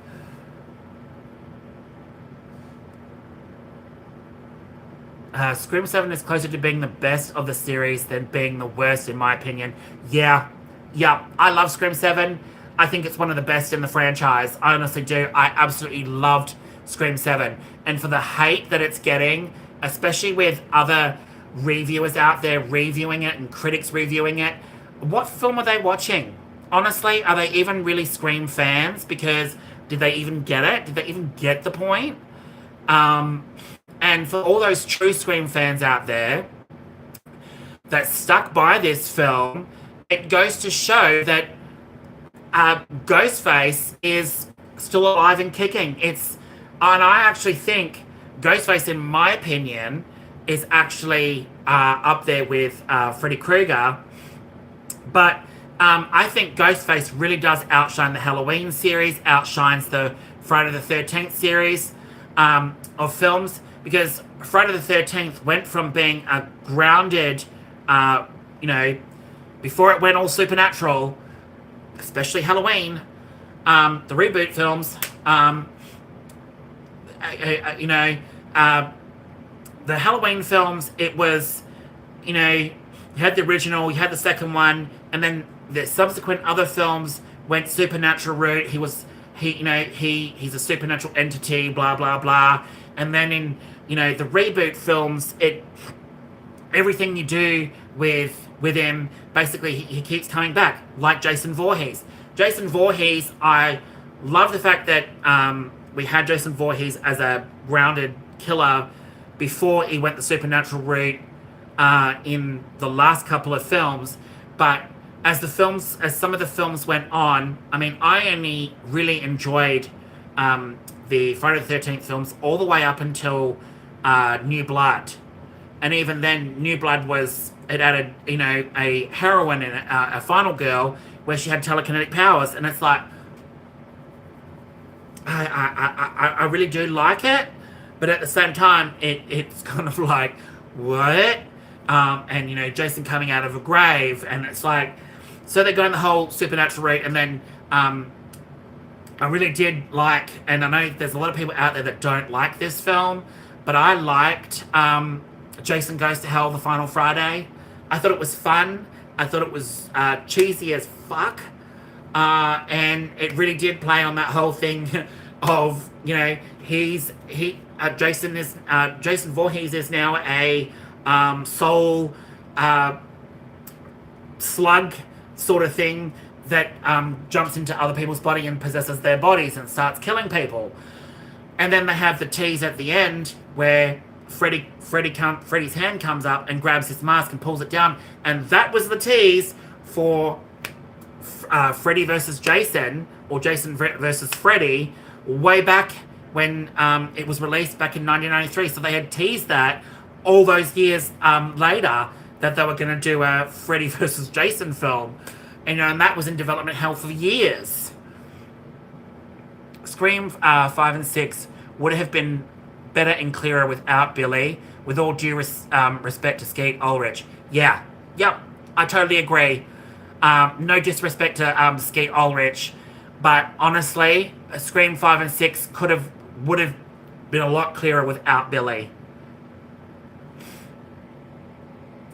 Yep, Scream 4 did so poorly at the box office. The timing wasn't right, unfortunately. Yes, it wasn't, and I don't think people were ready for it. I know I was. But I think at the time, it was just a poor timing. And I think it was released around the same time as some other high-profile movies were coming out, so it was overlooked. Doshi 066. For me, Scream opening is still the worst. Rewatching loses its shock factor, stab movies, and the main story ignoring the girl's death. Are you talking Doshi 066? Are you talking about the original Scream? Because the opening in the original Scream was hands down, one of the best openings I've ever seen in a Scream movie. The one with Drew Barrymore. Do you like scary movies? Are you talking about that one, or are you talking about Scream 5's opening? Because remember, there's Scream 1, and then there's Scream, which is Scream 5, but they just called it Scream. You know, the logic there, they could have just called it, you know, Scream 5. It is Doshi066.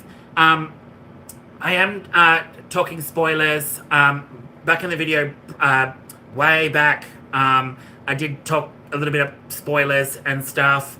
But I did put a warning: if anyone didn't want to listen to the spoiler part, leave, and then when I'm talking about something different, come back. But yes, I have spoken about spoilers for people that have seen Scream 7. And for those that haven't, I just put a thing saying, be warned, I am talking about spoilers.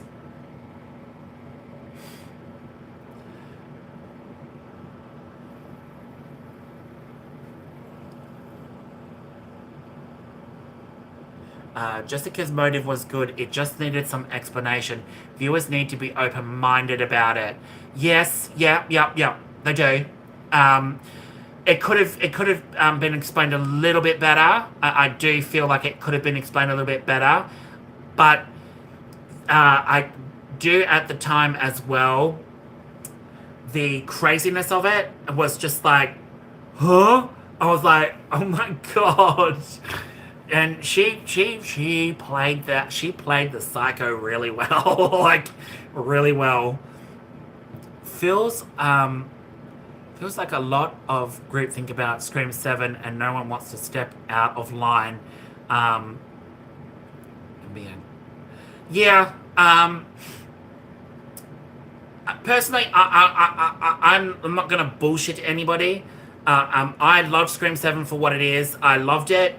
For those that just want to piss and moan on it, and say that it was crap and we didn't really need it and whatnot, well then look at, but then I say to those people, not yourself, but I say to other people that like the Halloween reboots, like, are you for real? The Halloween reboots were absolute crap.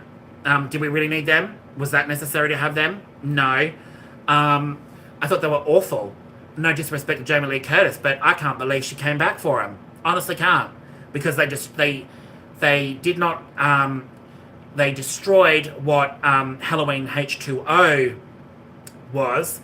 And Halloween H2O for me is the definitive Laurie Strode ending. If you wanted to end it there, that's how you do it. Halloween H2O will forever be my favourite Halloween film. Because I just absolutely love Halloween H2O. But if you wanted to continue it, you could have continued it with Josh Hartnett and the rest of them coming back way down the track, and Laurie Strode's gone missing and whatnot, and you could have kept that Halloween H2O story going when she realizes that, oh, I didn't actually kill my brother back then. But if they went a completely different route, and no disrespect to John Carpenter, but he says that he absolutely loved the Halloween reboot films. What? Why? They were kind of way out of style, and it didn't even feel like they butchered Halloween. One big user hated it, and he even said he isn't a big Scream fan, so he was gonna hate on it no matter what. And I heard he's biased because of what's going on with Paramount. Of course, I follow some of these other big YouTubers that supposedly are Scream fans, but then they've pissed on it because Melissa Barrera and Jenna Ortega aren't in it. They didn't like it because of the Meeks twins. I loved the Meeks twins. I thought, what a way to keep their legacy going. And, they've survived longer than friggin' Randy did. And honestly, Randy was a character in Scream 1 that was really, really likable. I liked Randy. But then Scream 2, he gets killed off, and then that's it. And then he contributes a little bit in Scream 3. But other than that, Randy didn't really overall, other than him being the one in 96 to explain the horror rules, I don't think Randy would have been a character that would have kept going in the franchise. I don't know. Honestly, I don't know. Tom plays 5981. Love your content. Would you say they overdid the Stu hype? And also, who's your fav ghost face? Oh, thanks. Yeah, I my content I try to do for everybody. I know I'm not a big YouTuber, and I like my content is like, oh, you know, adding all these videos and stuff like everyone else does. I'm not that very tech savvy, to be honest. But I try to do content that I feel comfortable talking about and liking. Did they overdo the Stu hype? Yes. Yes, they did. And I knew from the word get-go, when all this Stu hype started coming out, oh, Stu's going to be in it, Stu's going to be in it, Stu's going to be in it. And then everyone, you know, jumping on that bandwagon going, oh, he's coming back, he's coming back, he's going to be one of the killers. It was unnecessary. And I knew from the word get-go, if they were ever going to do that route, that it would, like, how do you explain Stu coming back? Like I said, CRTV in 96 crossed his head. And I think everyone is still hooked on, you know, Stu Macher, that, you know, he was, you know, a really, really good Ghostface killer. Yes, he was, but at the same time, it didn't focus on Stu Macher. Scream 1 was focused on Billy Loomis, and Billy Loomis was the one that actually went down that way and got an accomplice, which was Stu, and they started this whole murder spree, killing Sydney's mother, and then starting, you know, the 96 Woodsboro murders. That's all it was, and it was focused on Billy rather than Stu, because he's an accomplice, and he wasn't the main sort of mastermind that was working with Roman at the time. So, yeah, who's my fav Ghostface? Jill Roberts, and then Mrs. Loomis and Mickey Altieri from Scream 2. I think they are absolutely kick-ass. I don't want to name drop this YouTuber, but I hate he thinks Scream 7 is worse than Catwoman. Oh, really? Oh, goodness gracious me. No, the Scream 4 opening. Doshi. Oh, okay, yeah. There is an alternate opening to Scream 4, if you've seen it. The alternate Scream 4 opening, I feel like could have been used, could have been utilized, because I did like the alternate better than the one that we got, but that never does get explained after that. Yeah, so yeah, it doesn't, unfortunately. But Scream 4's opening was fun, but then when you get to the, you know, the movie within the movie within the movie, that was fun, and then when you get to the real thing, it's done really quickly, and I think the death scenes in that were not the best. So yeah, I will agree there with you, Doshi. Scream 4 opening was unique and not typical. True.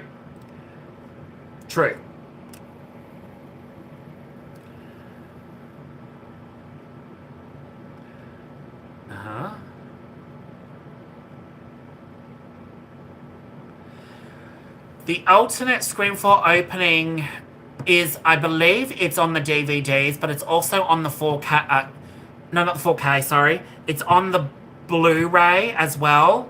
But you can also see it on YouTube. Now, I'm just going to leave you for a second because my phone is about to go flat, so I need to grab my battery charger.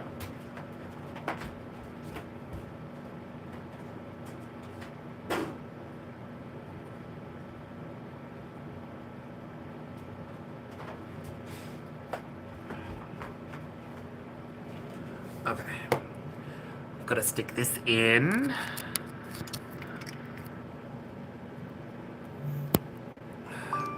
Okay. Yeah. I believe. Yeah, check it out on YouTube because it is on YouTube. I have the Blu-ray and it is on the Blu-ray. I'm waiting for the 4K release of Scream 4. Hopefully there's a 4K coming because I know they were having problems with the transfer and everything and getting rid of the filter on it, but I like the filter. I like the uniqueness of what Wes Craven did with that one. Doshi, the Melissa and Jenna simps aren't real Scream fans. If they love those actors, then why don't they support their films? Jenna movies are flops, and Wednesday season 2 was a lot lower in ratings too. Yeah, I agree with you 100%. I like Melissa, and I like Jenna Ortega. Jenna Ortega now though is very overrated, and there's only so much that I can see of Jenna Ortega before I have to tune out, unfortunately. Wednesday, I watched the first season of Wednesday, and the way that her Wednesday is, I really did enjoy it, but at the same time, it annoyed the crap out of me. That's just me. It really did annoy the crap out of me. And with season 2, I haven't bothered seeing season 2 because honestly, with everyone going on and on and on and on about Jenna Ortega, it's just kind of like, oh, just hearing about her all the time now is just jarring my brain. So, and Melissa Barrera, I didn't even know who Melissa Barrera was until Scream 5. So, and she was awesome in Scream 5 and awesome in Scream 6, but she has done Abigail. She was brilliant in Abigail. I love that movie. Abigail was fantastic. She was great in it. But for all the stuff, for all that drama and stuff, it puts a sour taste in my mouth. It's just going, because there's so many people out there that give other people shit, and I've seen it, that give other YouTubers shit because they loved Scream 7 for the fact that they didn't mention Melissa Barrera or Jenna being in it. That's why are so many people so stuck on them being in, wanting them to come back over Neve Campbell? I was kind of like, really? Like, I don't understand it. Neve Campbell has been with this franchise for 30 years. So has Courtney Cox. If Courtney Cox wasn't in it, wasn't in Scream 7, I would have had a meltdown. Because I think not including her is just a travesty. It really is. And she's been in all 7. And Neve Campbell has only been in 5. So for her to come back in Scream 7 made so much sense. And the pay dispute that forced her out of Scream 6, I stand by her on that one. I honestly do. Because what she was going to get was absolute trash. They didn't respect her. And it was clear to everybody that they weren't going to respect her. They didn't respect her, that the fact that she's been in this franchise longer than anybody, and the fact that she really carries those films. So she left over the pay dispute. And I totally understand why. But this whole Melissa Barrera and what she said with the tweet and whatnot, I respect her for that as well. But at the same time, she came out way after that and said her piece about being fired and whatnot. And, she did what she did. She felt like she had to do it. And then once that happened, then everyone is pissing and moaning now that Neve Campbell doesn't respect Melissa Barrera with her because of Scream 7. It's kind of like, because I don't think Neve Campbell wants to get herself, involved in something that has nothing to do with her. And, and I respect that, because why would she want to ruffle that up? Because then that jeopardizes her coming back in any future films. So it's kind of like, yeah. Doshi, I think the second killer in 7 should have been Jessica's son, so he would have mum and daughter versus mum and son. Funnily enough, um, he was one of the ones that I actually suspected was a killer as a German. I actually suspected that he was one of the killers, and my other one I suspected was Celeste O'Connor. And boy, when it turned out that it wasn't, I was like, damn. But, you know, Jessica being one was really great. But, like, holy fuck. She killed her own kid.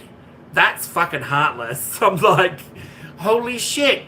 They just balls to the walls, nuts. That third act, some YouTubers out there say that the third act was absolute crap.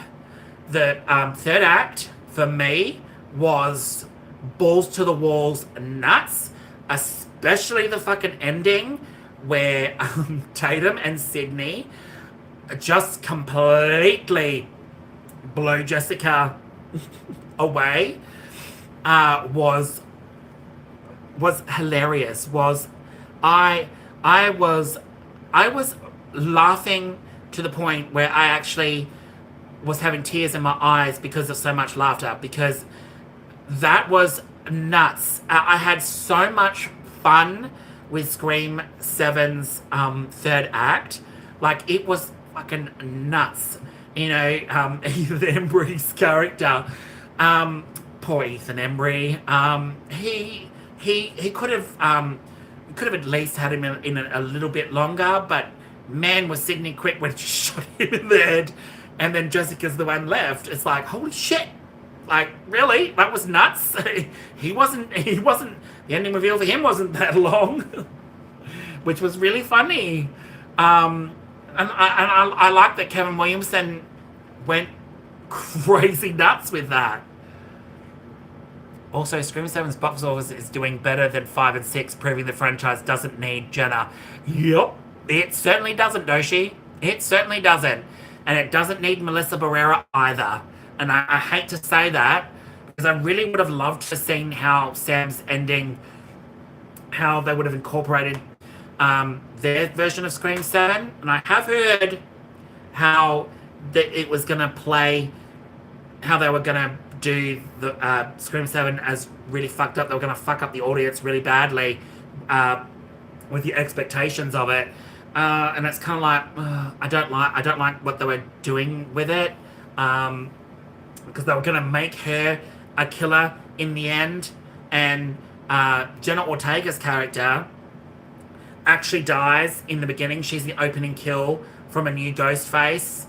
And then Sam is outraged, goes complete fucking batshit crazy, becomes a killer herself, and she starts killing people to get to the killer.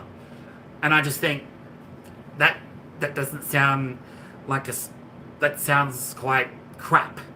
So I'm glad that they didn't have, didn't film Scream 7, because that would have been absolutely disastrous. I'm guessing it's a generation thing because of the big gap between Scream 4 and Scream 5. A lot of young viewers might not have attachment to the franchise pre-5. Yeah, true. For all those that grew up with Scream, the original Scream in '96, like myself, I was still in middle school. I didn't see it in theaters. I actually saw it with my mum after when I was still in middle school. But Christ, I remember seeing it, and I was just like, holy shit, this is fantastic. And I understood everything about Scream from then on. I was like, holy shit. But here's me talking about that. I actually grew up, when I was 5 years old, my first foray into horror was, all thanks to my dad, I saw Alien for the first time. The original 1979 one, with Sigourney Weaver, when I was 5. And Alien is the one that actually hooked me into horror. So I was like, from there on in, I was a huge fucking horror fan. Still a huge horror fan to this day. Will not betray horror ever, because horror is just a genre that you can have so much fun with. But I also like films, comedy, drama, uh, uh, sad. I like sad films. One of my favorite films is Beaches, because I grew up watching that with my mum. And Beaches still to this day makes me cry ugly. Makes me ugly cry all the time. That is one of my favorite films of Bette Midler's and Barbara Hershey's. And another favorite of mine is First Wives Club. Absolutely love First Wives Club. And I will forever keep watching that film because holy crap, Bette Midler was absolutely fantastic in that. Was absolutely fantastic in that. Diane Keaton. Love that woman. She is amazing. And Goldie Hawn. All three of those women, just absolutely fantastic. Doshi. Richie says Sydney was in every Stab movie but the last. I felt the studio wanted to go full meta and figured a way not to be in 6 to match the Stab films. Yeah. Yeah. I didn't think of it that way. That's true. That is very true. And I didn't pick up on that one. That's a good one.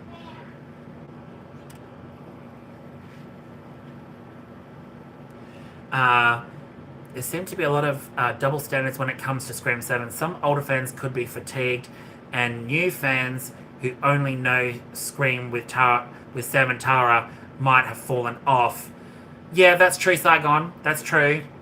That's very true. I mean, fair enough. If you didn't watch the originals, I can understand that. For the ones that have watched the originals all the way through to Scream 5, 6, and now 7, then, you know, we're all on the same page. But if new Scream fans have only come into it from Scream 5 and Scream 6, then I can understand that too. But honestly, Scream 5 and Scream 6 felt to me like they're not. Sorry about that, guys. My power just cut out for a minute there, so I did go offline. Sorry. I've just connected the power back up. So, thank God for that.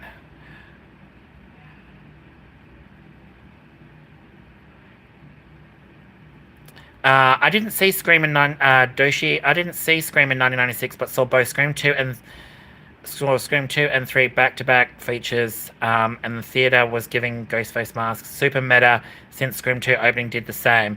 Yeah, that is awesome. If it wasn't for what I heard, like the advertising that went into Scream back in 1996, if I didn't see any of the advertisements in the newspaper and whatnot, I would have not have known about Scream at all. But it was when I started seeing the little TV spots for it, I was like, oh.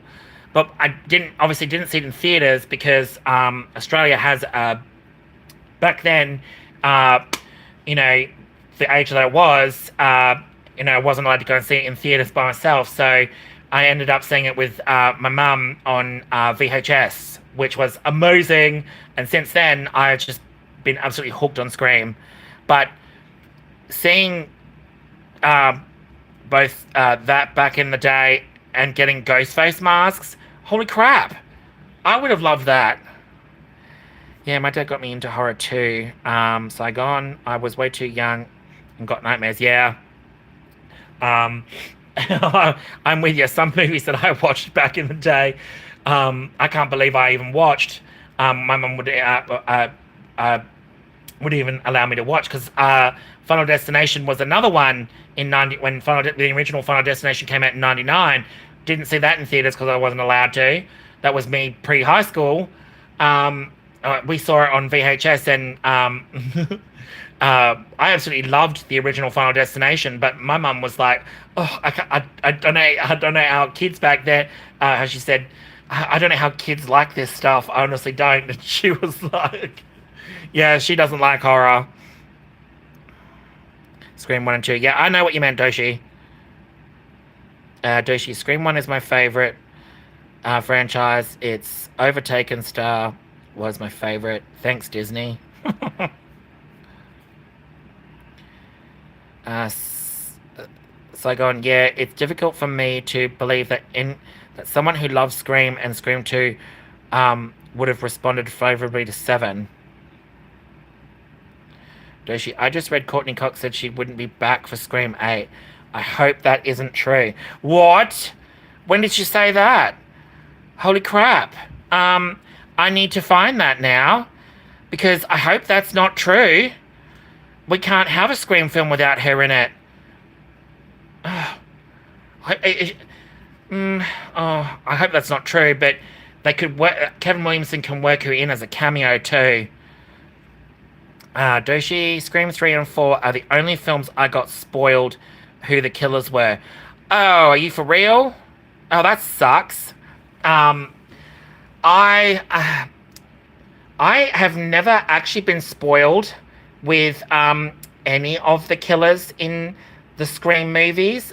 I tend to, as soon as a film gets announced, like especially Scream and a sequel of Scream or whatever, I tend to shut myself off from social media. I do my YouTube stuff, but I tend to just either do my filming for content, upload it, and then get straight off YouTube. I don't have Twitter. I can't stand Twitter or X now. Can't stand X. But I'm glad I don't have X. I have Instagram, but I only ever post on Instagram every now and then. And I don't really look at Instagram as soon as any Scream film gets announced or any horror film that people can just post spoilers on.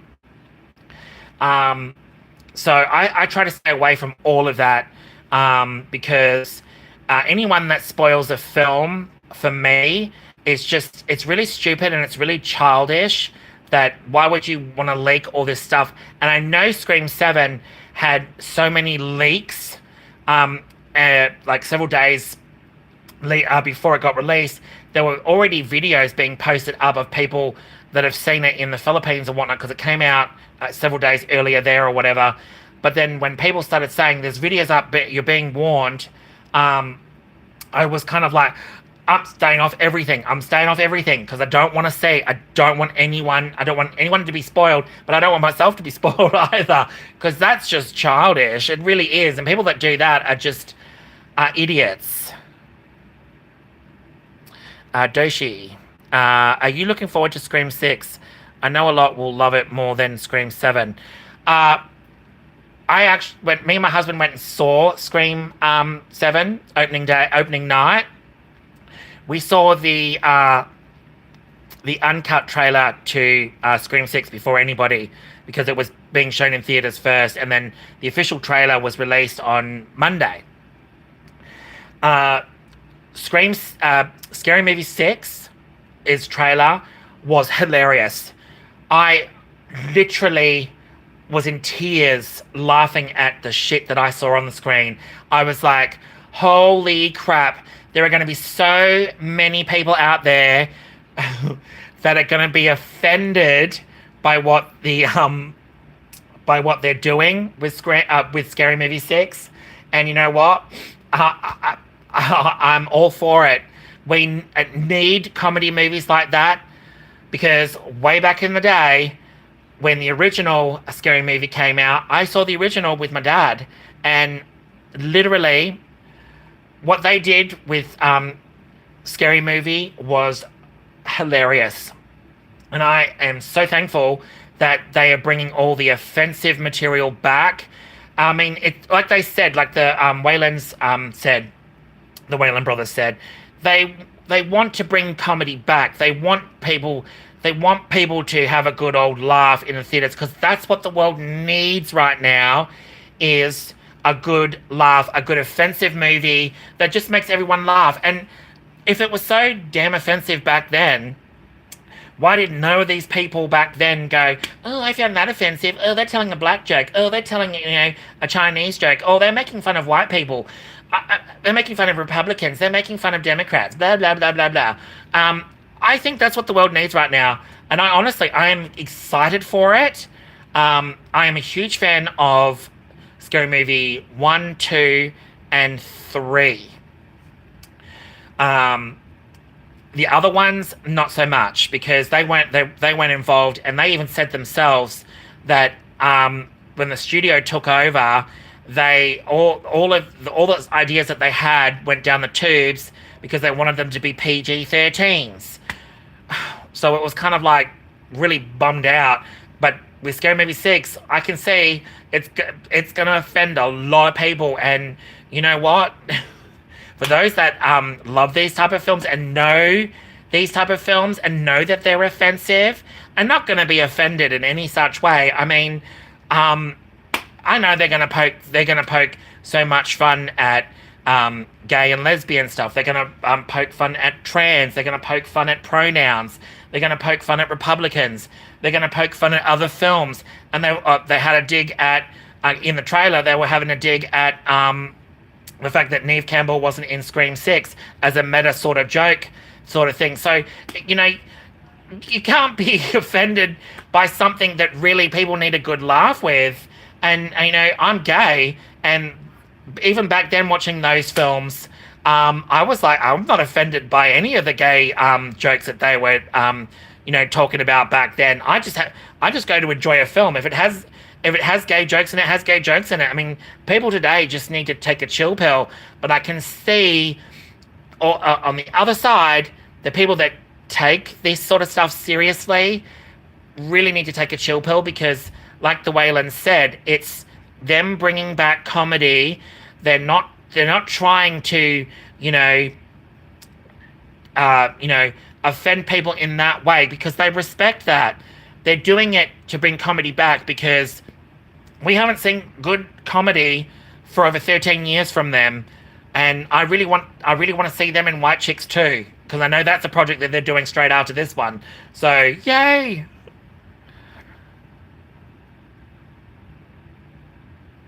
Doshi, fun fact: Gail white shirt, end of Scream 2. She wore the same shirt on season 3 of Friends. Holy shit! Really? Wow. I saw Friends so many years ago, so it's kind of like I do remember it and I don't. I may have to revisit that.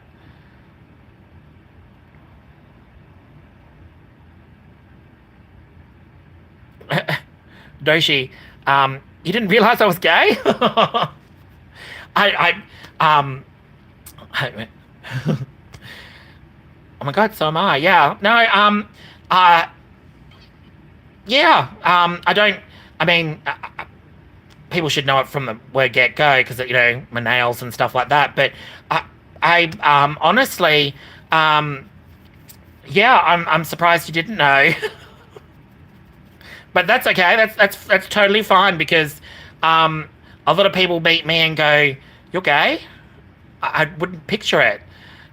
Growing up in the country, where I'm from in Australia, I grew up in the bush. So a lot of people, Australians, especially people, like, "You're gay?" I didn't realize you were. Yeah, so I get it all the time. You're gay? Like, really? I wouldn't have pictured. Yeah. I'm sympathetic to protesters, but I wish they would have taken a different approach. Yes, Saigon, I will agree. I wish they had taken a different approach. And no disrespect to them. I understand why they were protesting. I really do. But the way they went about it, I feel like they were being really insensitive to the fact that Neve Campbell and all of them were at, the premiere there. All that was going on behind the gates. And Kevin Williamson actually addressed it at the premiere, that he understands what what those people are going through and why they're doing what they're doing. But the way that they've gone about it, he says, that's them, and that's how they want to do it, and he respects that. But also, too, there's other ways of reaching out without it, being into the territory. Like, it's being really insensitive to the fact that they're doing it because of Melissa Barrera, but at the same time, they're asking you to boycott the film because Neve Campbell is back, because she took over from Melissa Barrera. And I just feel like that was a little bit that is insensitive to her, and I feel she feels that pressure too, understandably.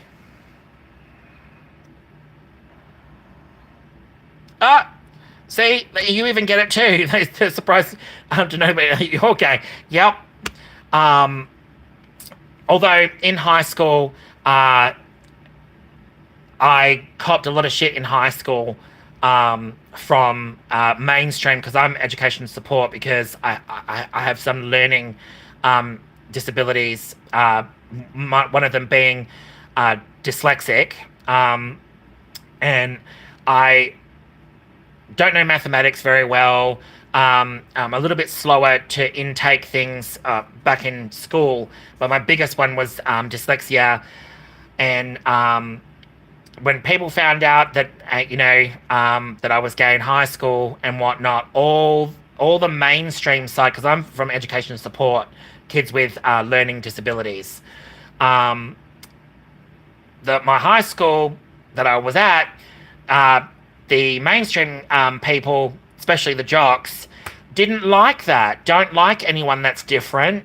So, and they found out that I was gay. I had everything. I had balls thrown at my head. I was spat on. I got other stuff thrown at me. I got little notes passed around saying that I'm a faggot this, faggot that, and all this crap. And high school for me was just excruciatingly painful, to the point where at one point I was so suicidal. High school for me was just absolute killer. Talking about it makes me just brings back all those memories I had of high school. That was just, it was so nasty. And my parents don't even know to this day that I was suicidal. And I didn't show it because, again, I didn't want to show anything to anybody, but no one had any idea that I was suicidal. I thought about it for months and months and months of offing myself, because high school was fucking dreadful to me, was absolutely dreadful. But the friends that I made in high school got me through it. So thankfully, I got through it there, but still to this day, I can still remember, I was suicidal for a number of fucking years. And then when I finally got out of that mindset, I was like, it's friends that get you through it, and it's friends that got me through it. And then when I went back, my brain got back to normal, and I realized that, there are people out there that, do love me and all that sort of stuff. I totally switched my brain onto a different channel. But yeah, high school for me was, yeah. The world would be a better place without the pettiness and bigotry. Yes, absolutely. Saigon. Doshi, I'm surprised they didn't make Jessica gay in Scream 7 since Anna Camp is lesbian. Yeah, yeah. Many times Hollywood wants to match real life for acting. That's true. It's okay, Saigon. It was a very, very, very, very, very long time ago. But it was high school. I hated high school. My best time was middle school. I absolutely loved middle school. The friends that I made in middle school were amazing. And I've lost touch with all of them over the years. Because they just go down, they've gone down different paths. Some of them have moved, to other places in Australia and stuff like that. But I do, every now and then, I do try to see if they're on Facebook to try and get in contact with them. But majority of them, surprisingly, I'm not on Facebook, unfortunately. So we're on Facebook at one point and then went off Facebook. So, but yeah, middle school for me was, I absolutely loved middle school. High school, no. And then after high school, um, after high school, you know, honestly, I did so much fun stuff. Some of it I've got plastered all over Facebook over the years. I got it in photo albums and stuff like that. But over the years, horror is really one that got me through a lot. Being gay and loving horror at the same time, I can connect with horror films a lot because of that too. It takes me to an enjoyable place, and especially anime. Anime is a huge anime is another one that has gotten me through, and I'm a late bloomer to anime. To all the other like the anime like One Piece and all of that. The anime that I grew up with, you know, obviously were cartoons like Pokemon, Digimon, Dragon Ball Z, Sailor Moon, Yu-Gi-Oh! And Berserk. I didn't get into Berserk until maybe 10 years ago. So, and I had no idea Berserk had even existed, because I didn't at the time. Berserk was one of those ones in Australia that, for the longest time, was excruciatingly hard to get, and I didn't realize that until years and years like 10 years ago, that Berserk was a really hard manga to get.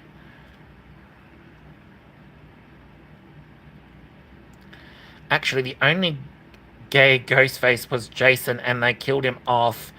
And the only non-white Ghostface too. I'm surprised nobody complains about this, eh? Yeah. Is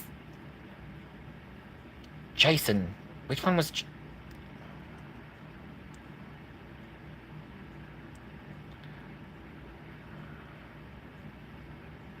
Wait. Are we talking about the TV series Scream, Doshi? Jason? Oh my god. I'm trying to think now. Was that the series? Saigon, I think horror can help people appreciate life and deal with stressful situations. Yeah, that's true. That's very true. Horror for me is just relaxing. It really does take me out of, all the shit that's happening in America right now. It's a horrible place to be, to think about all the shit that's going on at the moment. But horror takes me out of it. So do video games. I'm currently playing Resident Evil 9 Requiem, and I absolutely love that game. I'm only a couple of hours into it, but that just takes me out of all the horrors that are happening right now. It's just like, ugh, I can't even think about it. My fear is they have a black actor be Ghostface. People use that and start racist comments. That's right. Yes, Doshi. Jason was a killer at Scream 6. Yes. I kind of went blank there. I was like, yes, that was Scream 6. His reveal was great.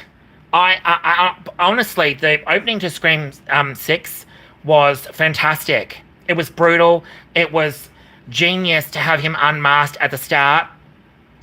And using that as the opening was genius. And honestly, going forward, they really do need to have a Ghostface of color. I really do. Honestly, I think they do. And that 6 proved it, that they did it, but it was, for all of however long the opening was, but it was genius. And I did like that they went that route. Yes, he is still considered a Ghostface. Yes, because he definitely was someone who killed And I would have liked that to be explored a little bit more. Yeah, Greg. Yeah, unfortunately, his boyfriend was not a ghost face because he was, minced up. That's true.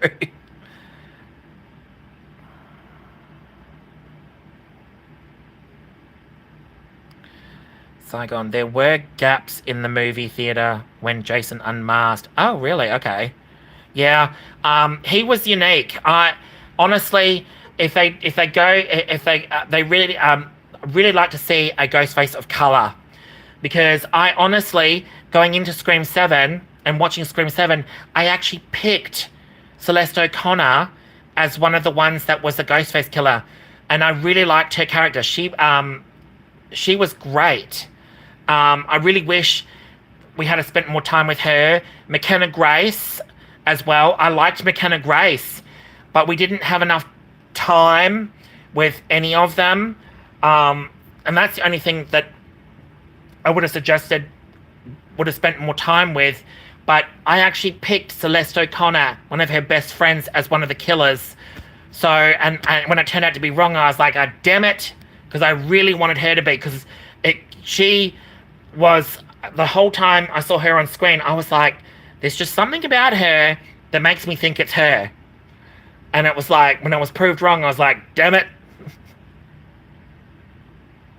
Yeah, no one was expecting a reveal in the opening of the film for Scream 6. Absolutely. I certainly wasn't expecting it when it came around. I was like, what? He's unmasking himself? What? It's like, that was unique. Kyle Gellner was wasted in Scream 5 in a very tiny role. Yep, he certainly was. Almost completely useless, in my opinion. And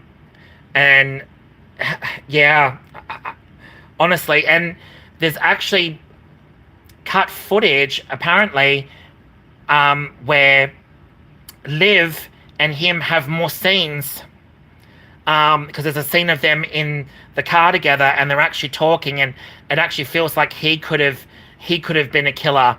And in my opinion, we could have had more of him in it.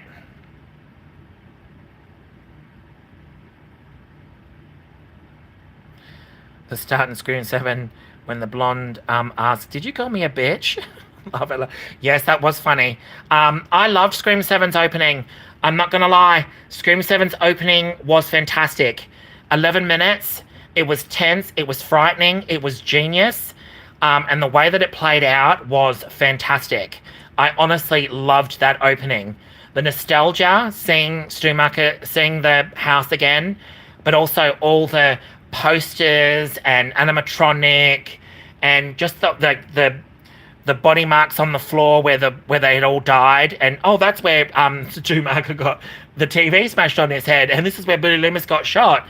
Yeah, that was genius. I loved the opening to Scream 7. Probably one of my favorite openings, apart from the opening in the original Scream. The original Scream's opening is absolutely gut-wrenchingly terrifying. Even me still watching it all these years later, it is so brutal, so unnerving, and just holy crap. It literally it's like they went there in 1996 and forever changed the face of horror. Like Wes Craven and Kevin Williamson together, that's what they pulled off. Genius. Yep, my eyes kept going back to the animatronic too, Saigon.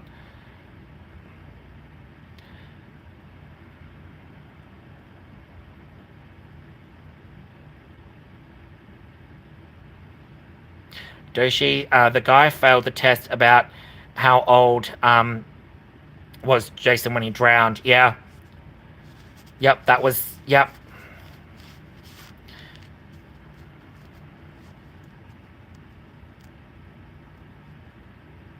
Yeah, that's right, Doshi. The opening to Scream 7 is great because so many times guys have, it's random and bring their girlfriend and not in it. Yeah, true. fandom plays into it as well. Fandom's a big one that plays into it, and obviously he was a huge fan of the Stab franchise. So I love the fact that that played into it. Like, he was a huge fan of Stab, and his girlfriend wasn't, and she just like, I had to come here because you dragged me here, and blah blah blah. So that was genius. Other than that, honestly, Scream 7 is doing so well in the theaters. I've already pre-ordered a special edition steelbook, which went live on Amazon, I think, a couple of days ago. So I've already pre-ordered that. $50 later though, but it's worth it because it's a nice steelbook, and it comes with a whole bunch of stuff, and all added content and stuff. So I don't know what the added content is on the 4K until they'll announce what all the features are, and whether it's got added scenes and stuff at a later date. So I can't wait to see what's in that. Saigon, I think in Scream 7, Kane Wilson made some effort to correct some of the stuff that could have been done better in 5 and 6. He was like, actually, this is how you do it. Yes, there was a lot that he had to correct, while also not entirely dismantling 5 and 6. But see, some people say that the total disrespect that that Sam and Tara weren't mentioned in Scream 7 because it wasn't a huge thing. Like, why? It wasn't a... I know Gail was involved with that, but Sydney wasn't. They mentioned the New York attack, but didn't mention Tara and Sam, and I didn't feel like it was necessary. Like, why? Just because that wasn't mentioned, some people were pissed off with that too, and it's like, people need to grow up. I love Tatum's boyfriend recreated the motion and lines of Billy from Scream 1, and Sid's smart to know he's hiding behind the bed. Yeah, again, it played into a lot. It mirrored a lot of Scream 1 in that respect, but being that Sydney's already been through that and she's smart, she knew what Tatum was up to. It was like, how you doing there, Ben? She's like, I'm onto you, Tatum. I really hope a digital copy is included with the Blu-ray. Yeah, Saigon, I believe nowadays with the 4Ks, they have the digital copies. They always include those now. I think it's like a mandatory thing with the Scream franchise that they have that, so that you've got other ways to watch it. All my 4K so far, I've got the digital copies of those, but I don't have the 4K of Scream 3. Trying to find the steelbook of that, it's a lot of money. It's like over $100, and I'm just like, I don't know if I can afford that. And Scream 4's 4K I'm waiting for on. So they're the only two I haven't got in 4K at the moment. And obviously Scream 7 is coming in 4K in a couple of months. So that'll be good. Yeah, the curfew scene, they redid that in Scream 7 from Scream 1. Yeah, I love the fact that they had curfew again. That reminded me so much of Scream 1's curfew, which was really good. I loved the whole dynamic of Scream 7, and the Meeks twins. They were great. Chad and Mindy, for what they were for the scenes that they were in, I enjoyed. I really did. Mindy is one of my favorite characters from Scream 5. I really like Mindy. Chad is growing on me. I didn't like him at first, but in Scream 7, he really did change my opinion on Chad, and he was great. They worked well together as brother and sister, and the scenes that they had in Scream 7 added to the story. I feel like the way that it was integrated into the story. They come with Gale, and they're a part of Gale's team now. I thought is fantastic because honestly, they're very much like Gale. Even in Scream 5 and 6, they're Mindy's very much like her uncle Randy, in the fact that she loves horror films, she knows the rules, but then she's further than Randy, and there's added stuff to her that makes her more unique than Randy, but also taking on Randy's legacy, I guess, which is really cool. And I've seen people out there saying, oh, they added nothing to the story. In my opinion, they did.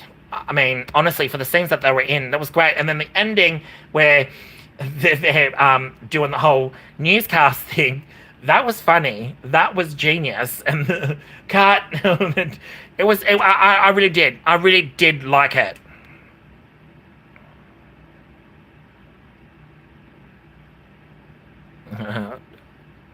How douchey.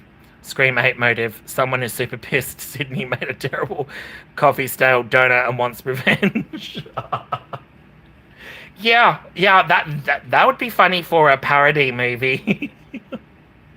Sydney gives them a stale donut and coffee, and that's what their motive is, to get revenge on her for that. Yep, the curfew lockdown was a good way to explain why the town was completely deserted. Yes, that's right.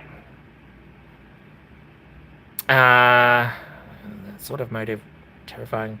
Real life killings have happened for less reason than that. True, and that's on the whole. Saigon. You're talking about the whole donut thing. Yeah. Some things can mirror real life. It's really frightening what's going on right now. And a lot of it, too, mirrors a lot of, why people, like murderers and that, kill. And it can be over petty shit, it can be over serious shit, and it can be over nothing. It honestly, that's why the Scream films are so terrifying in itself, because there are so many reasons why people will do this shit. And it's the whole motive of Scream 7. Why Jessica went batshit crazy. She read Sydney's Out of Darkness book and was fixated on her life and her being a hero and a final girl and overcoming her trauma and all of that. And Jessica being in an abusive relationship with her husband, you get that aspect, oh, I can be a hero too. I can do what Sydney does. I'm going to kill my husband. And she offs her husband and buries him and gets away with it, and then goes and puts herself in a psych ward, meets Ethan Embry's character, and then they start planning all of this stuff leading into what is Scream 7. And it was done really, really well, although it just needed to be explained a little bit better and drawn out a little bit more. But other than that, I cannot fault Scream 7. I honestly can't.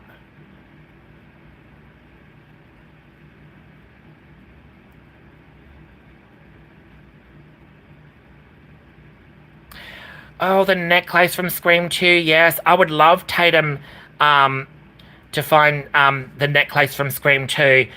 Honestly, did she even have it at the ending of Scream 2? Because I feel like when she hit Mickey Altieri with it, I think she flung it away, didn't she? Honestly, I can't remember. Did she still have the necklace at the end? I think she did.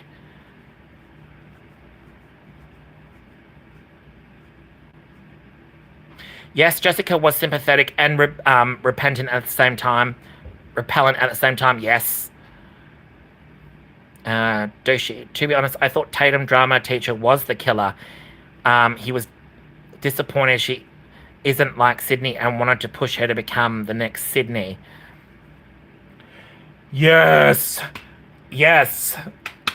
That is totally true.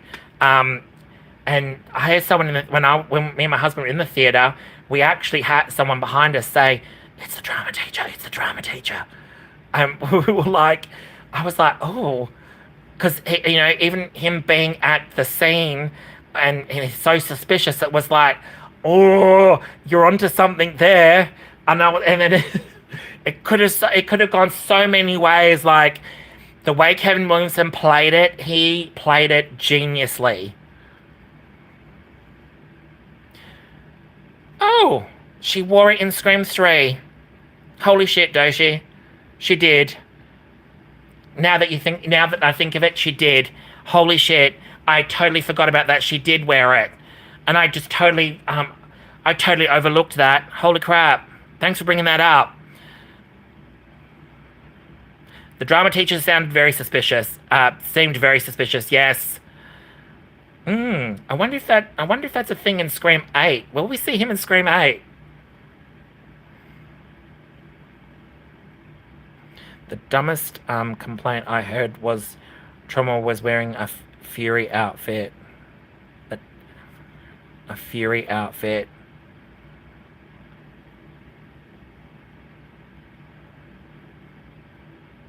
Was wearing a Fury outfit. Oh. You mean a Nick? Is that? Are you referring to Nick Fury?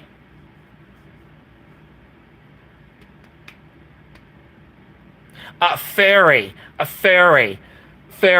Yes, the dog outfit. Sorry, you meant furry. Yeah. Because funny you say that, because there was someone else in the audience, that yelled out, "She's a furry!" Oh, damn. I was like, there had to be someone that yelled it out.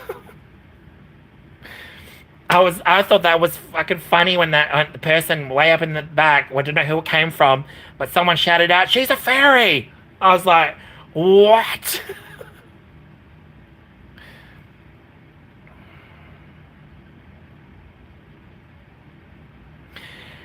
Yeah, another good point, Doshi.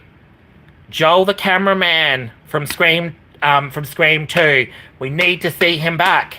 And I believe when Scream 4 came around, there were big rumors going around and big talks that the original actor that played Joel was actually rumored to come back in Scream 4.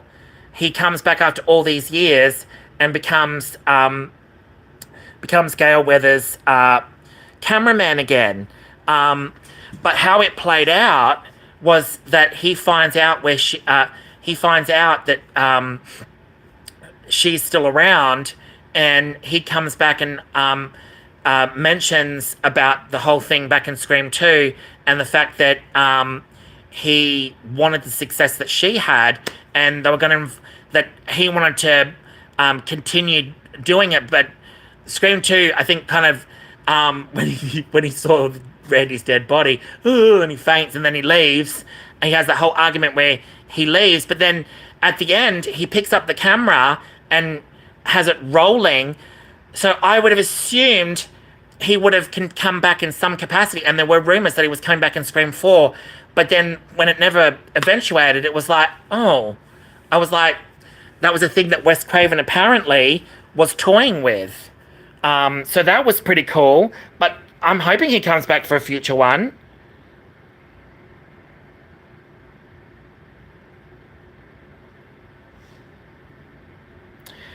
Do you think they should have brought back Mickey and Jill using AI? To be honest, Doshi, I'm surprised they didn't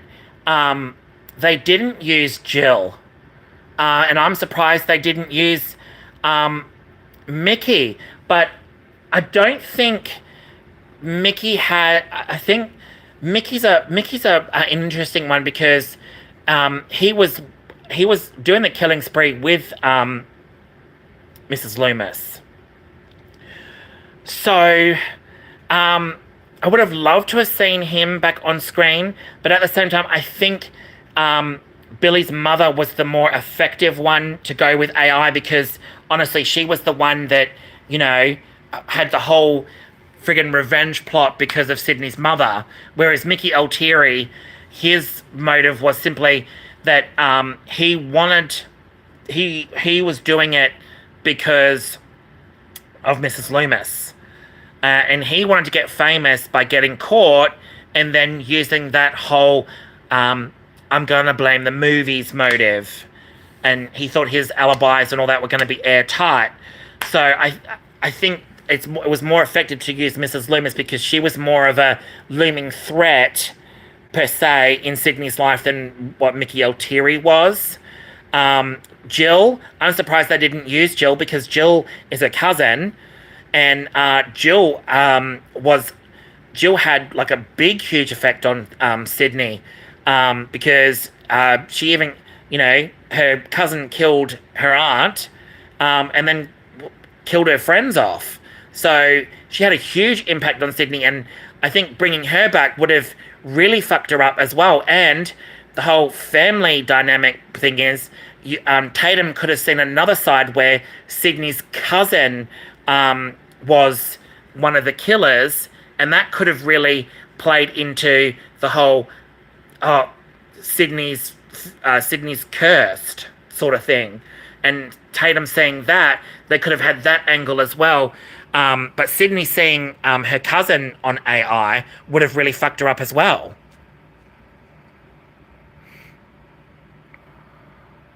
I think so many fan theories and the original idea of Stu alive from the Scream 3 script made Scream 7 impossible to live up to for some fans, and that's why many hate the movie and the use of AI. Yeah, honestly, I mean, I can understand where people are coming from, I honestly do, but for all those ones that are true Scream fans, then go in and see it and then piss and moan about it and say how horrible it is and whatnot. I feel like that in itself is what really just turns me off some of these people, is because they say they're Scream fans and they're true Scream fans, but then they're like, they see this and they go, this is rubbish, and it's like, come on guys, just appreciate the film for what it is. Go in, enjoy the film for what it is. If you hated it, you hated it. But then don't get on streaming and then piss and moan and say that Kevin Williamson did this wrong and did that wrong and did this wrong. As a writer and a director, he himself, I feel like Kevin Williamson did an extremely did a very, very good job. And remember, at the end of the day, these directors and writers and that are making films for us to enjoy. Just because someone else really, really enjoyed it and loved this aspect and loved this motive and whatnot, doesn't mean others, like other big YouTubers, that will get on their platform and then piss all over other YouTubers for liking the film, and they can't understand why. Why? Are we meant to hate a film because you hate it? I mean, that's just what really irks me sometimes. It's kind of like, come on, guys. Like, honestly, it's like the same thing with video games. For all those people that piss and moan about a game studio, they made... like, the biggest one going around at the moment is a lot of people are pissing and moaning about... And I've seen it. Are pissing and moaning about the... Final Fantasy VII Remake series. They didn't like the remake. They didn't like Rebirth. The Square Enix are fucking up their franchises. Blah blah blah. They haven't done this. They haven't done Final Fantasy VII justice. And it's like, I just enjoy a game for what it is. And if you didn't enjoy it, great. But then don't get on your platform and then piss and moan and get angry at it. And then get angry at other people for liking the game. I absolutely love Final Fantasy VII Rebirth. Absolutely liked the first part of the remake too. Final Fantasy VII Remake Intergrade. I love both of them. I'm a huge fan of the original Final Fantasy VII. Always will be. I'm a huge fan of the original. But with Final Fantasy, the remake trilogy, I really like the avenues that they're taking with it. I really like the expanded story. I like that it's not a one-for-one remake, and I'm not going to go into great depth. The naming the YouTubers out there that are pissing and moaning on it at the moment. There's this one particular one that is just is he just takes every single angle he takes. He just has to rip the shit out of Rebirth, and I think the way that he's gone about it is really, really disrespectful, especially to all those game people out there that are making it, the studio that's making it, the game studio that's making it for people to enjoy. Just appreciate it for what it is. Like, honestly, that's all you have to do. If you didn't like it, great, but let other people enjoy it. Let other people think for themselves. Don't get on your platform and say it's fucking horrible, it's blah blah blah, because then you have all these people that follow them that say the exact same thing. Oh, I haven't played it, but it looks like shit. It's the exact same thing for movies. I've heard from people that have said, some friends of mine went and saw Scream 7, and they said it was absolute crap. So I'm in that box now. Like, do I go and see it because I've heard so many bad reviews? It's like, I hate when people do that. Go and see it for yourself. Don't rely on someone else to tell you that it's shit and you don't want to go see it now because they think it's shit. Because you may actually love it. And that's how I think. My head is always like that. Rotten Tomatoes with that score was like, and the review bombing on Rotten Tomatoes was absolutely goddamn awful. Absolutely awful. Rotten Tomatoes, single-handedly, I cannot stand Rotten Tomatoes. I never go on critic scores. I never go on Rotten Tomatoes, because Rotten Tomatoes is an evil, evil site that, honestly, all it does is bag the shit out of films, and then people jump on the bandwagon, and people that haven't even seen that film will get on there and just give it an awful fucking review. And it's all because of this friggin' boycott stuff. And, I just think it's so dumb and immature of people to do that.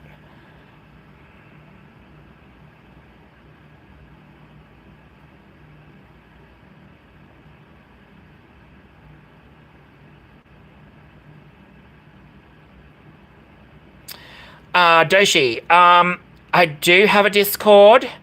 For the life of me, I don't know what it is, because I did the Discord up for all the Mortal Kombat 1 stuff that was coming through as rewards. I will. I don't have it on me at the moment. It's on my phone. What I will do is, if you want my Discord, I will give you. I'll give you my email. My email is noctusdarkbloom@gmail.com. Email me and I'll email you my Discord. Because I actually don't use Discord a lot, but if you want to talk more about stuff like this, horror franchises and stuff, I'd be happy to do that.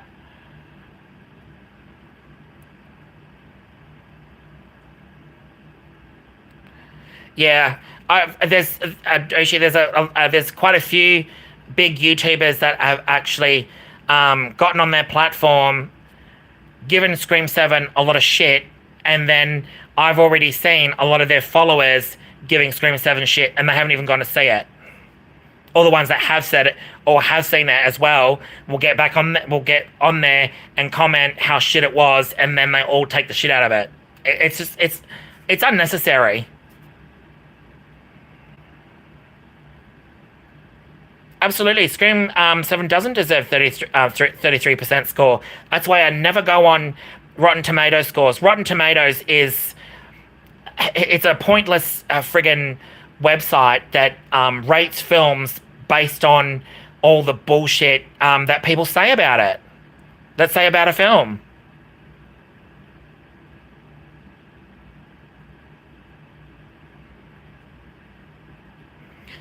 Saigon, there's a nuance to Rotten Tomatoes because it's either fresh or rotten, but it doesn't really measure the intensity of the liking or dislike for a film. Yes.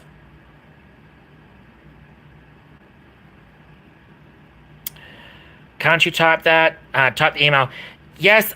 Oh, actually, you know what? I can. I have it. I'm streaming on my computer as well. I don't have a cam for my computer. That's why I'm actually using it from my phone. But I'm just going to put my phone down for a sec and I'll get on and type up my email.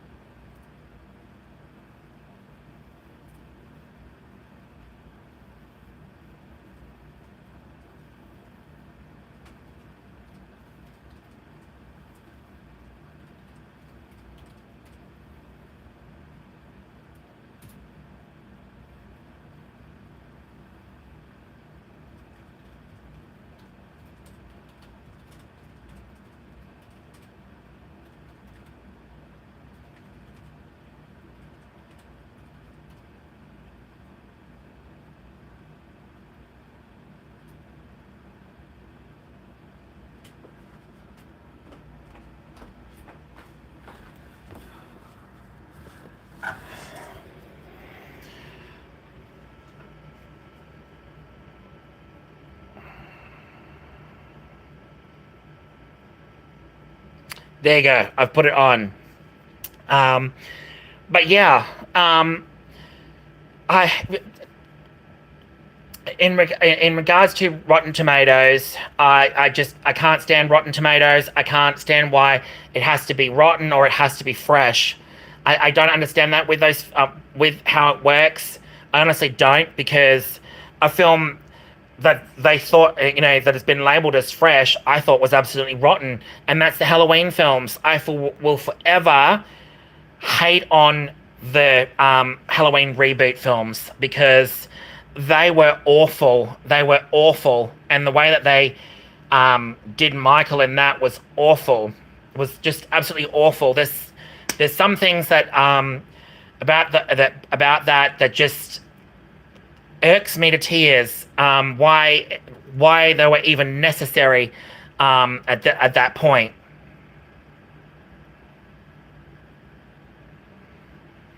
Doshi one said Scream 7 is the rise of Skywalker of the franchise.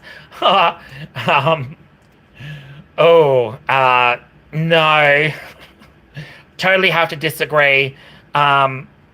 Because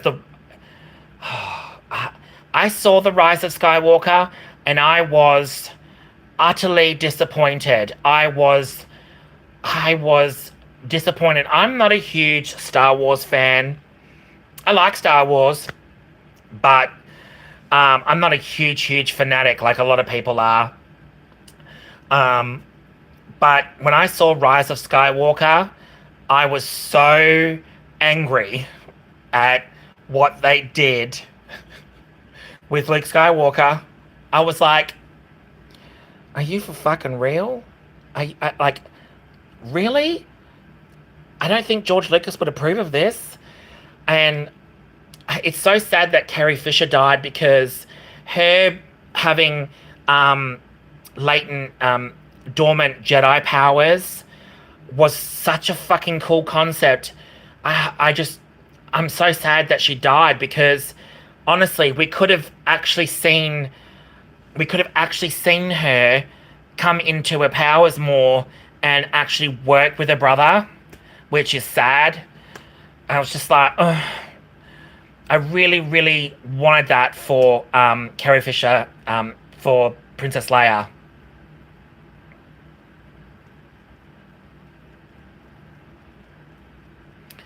Yeah, that's true, Doshi. I think so many didn't like the motive of Seven and then ignore the whole movie and just say it sucks. Yeah.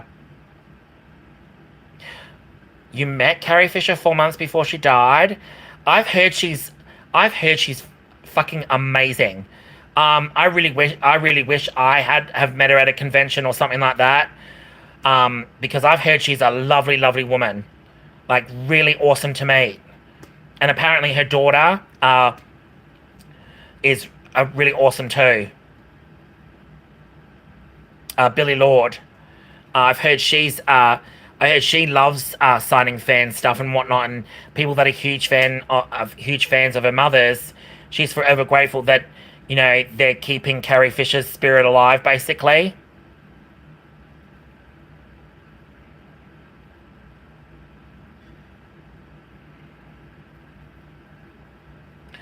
Oh, that's cool. Oh yeah. Um, I don't know if you know who this actress is, but a famous actress that I absolutely love is Dee Wallace from Critters, and she's the mum in E.T. Um, I met her at uh,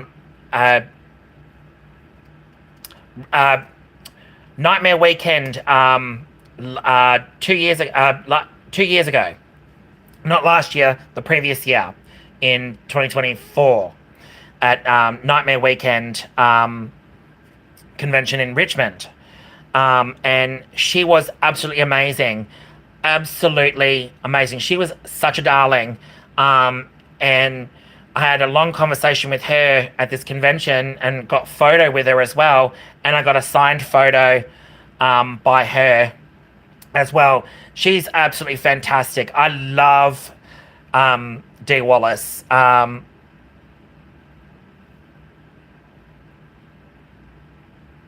Yeah, the mum from E.T. And also she's in Critters from 1986. I love that franchise, Critters. Critters 1, 2, and 3 were so good. Critters 1 is one of my favorites, and Critters 2, and Critters 3, because I actually watched them all when I was in middle school. But Critters 1 is Dee Wallace is in that. She's also the mum in Cujo. She's been in lots of things. Dee Wallace is a sweetheart. I absolutely love Dee Wallace. She's one of my favorite actresses.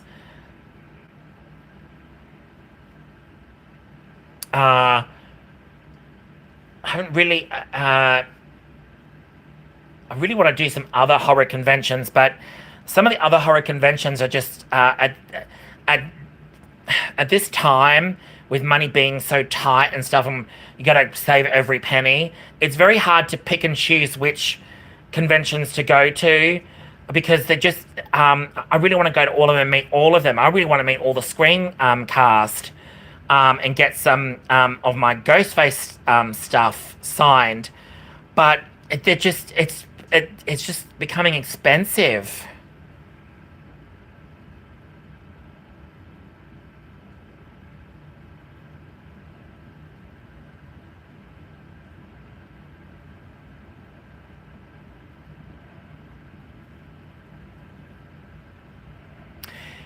Uh, yeah, from last year, the long-awaited "I Know What You Did Last Summer" with you, Jennifer Love Hewitt coming back.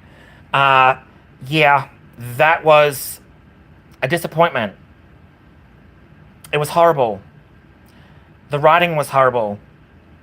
Some of the kills were awesome, though. I loved the kills. The reveal of who the killer is, or who the killers are, was a bad decision. I cannot believe they went that route with it, and it makes no fucking sense. Makes no fucking sense, because that just completely destroys what we saw from the original two films. I Know What You Did Last Summer, and I Still Know What You Did Last Summer. I Still Know What You Did Last Summer. It just completely makes those two films so unnecessary now. And I know that the film did actually pretty good, and there's going to be a sequel to it, and Brandy's going to be back in it. But other than that, honestly, I had high hopes for this one, and me and my husband went and saw that, and we were just like, what the fuck did you do to this film? why? The motive behind it all was crap. It was unnecessary. It was just trash. It honestly was trash. And I don't say that a lot. I only say that for certain films that I think are trash. But I know what you did last summer was trash. But then again, there are other people out there that really enjoyed that. And I respect that. I do. I respect it. If they liked it and they enjoyed it, great. But I did not like it. I did not like it. I thought it was just awful. Like the Halloween movies. Awful. Absolutely awful. Um, and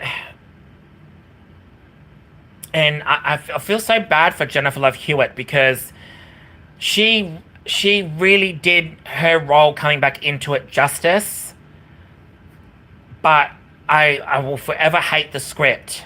It's just the story was just so weak, and bringing back a legacy characters for that, the way that they did that was a betrayal, and how they were brought back because she wasn't in it.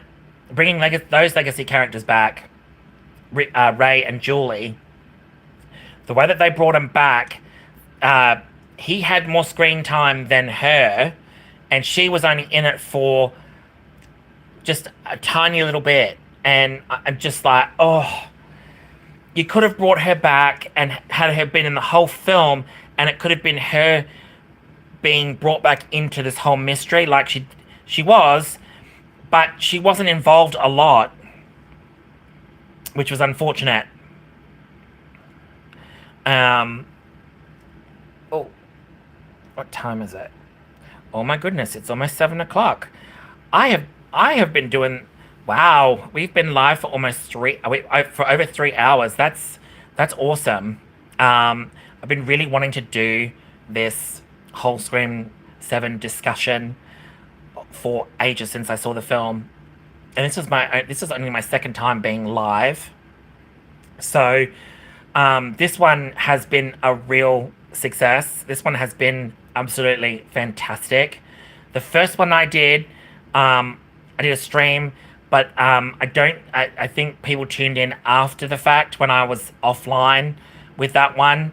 Whereas this one, you guys have all been fantastic. It's been absolutely great, which makes me think now I'm going to have to do another live. I'm going to have to do some I'm going to have to do another one just to talk about other things and bring up other movies as well, and games. I've got some book reviews that I've got to put up, so they'll be going up in the next couple of days as well.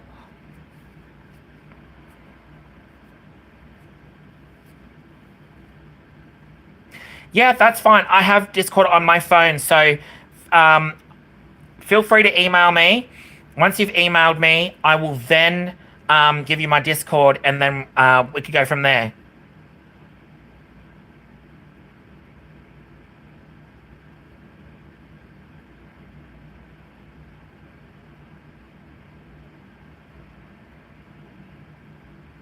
Saigon, the motives of the Ghostface have been overblown. It's honestly not so important.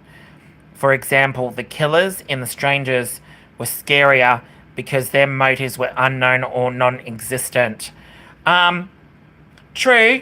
Over the years, some of the Ghostface killers' motives have been overblown. I totally get that. Um, I have not seen. Are you talking about the new Strangers movies or the one with Liv Tyler? Because the original one with Liv Tyler was fucking scary as shit. Was actually really well done, and it was really fucking terrifying. And not knowing what you are right, not knowing the motive either. Their motives was completely and utterly terrifying. Yeah, I thought so. The original with Liv Tyler and Scott Speedman. Yeah, the original.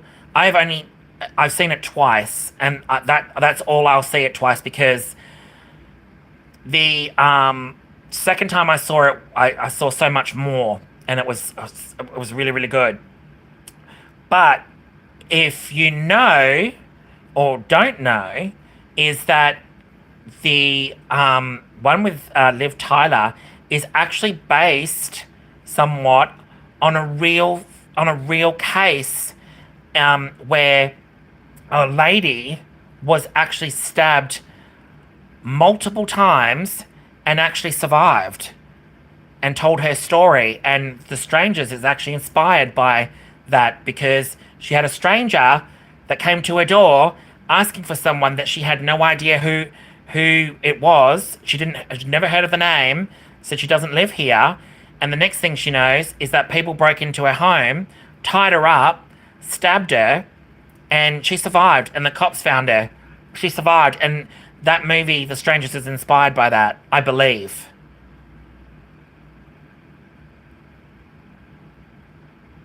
Yeah, Jessica's motive was about never meeting your heroes and a super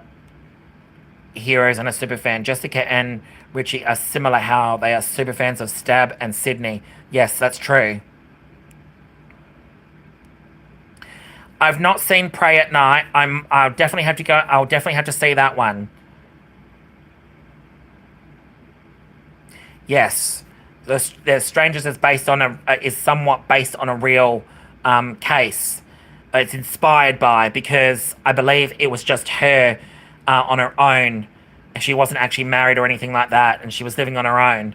And random person came up to her, couldn't see the face or anything, and was asking for a particular person. And or the next thing she remembers is that, the stranger came back again, and then left, and then all she remembers is that they came back and there was 3 of them, and I don't ever know if they got caught or whatnot, but the police asked her, do you know any reason why someone targeted you? And she said no, she didn't. And that's what was scary, because there's no motive as to why they did it.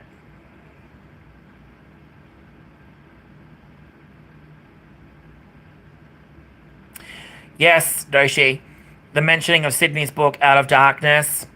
When I heard that, and that whole motive bit came somewhat from the book as well, I was like, oh my God, yes, they're not disrespecting, he hasn't disrespected Scream 4.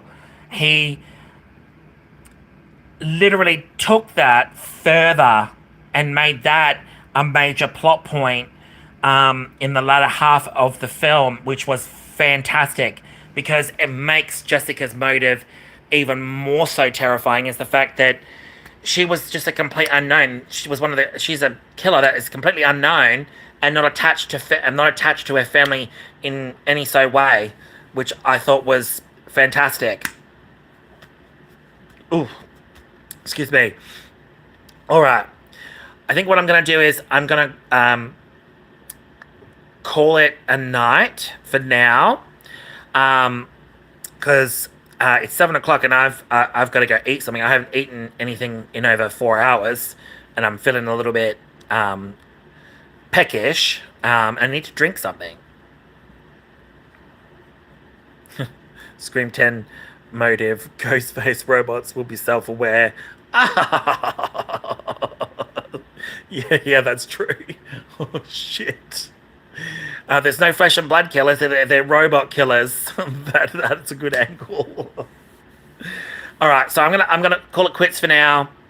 Say good night to y'all. Hope everyone has a good night. I will post up another talk for sometime this week. And for Scream 10 Ghostface in Space. Yeah, because they did Jason in space. Jason X was in space. That's right. I will say goodbye to you all for now, and I will do up another post for another talk this week. Other than that, thanks so much, guys, for tuning in. For all those ones that have been doing the chat, so great talking to you all, meeting you.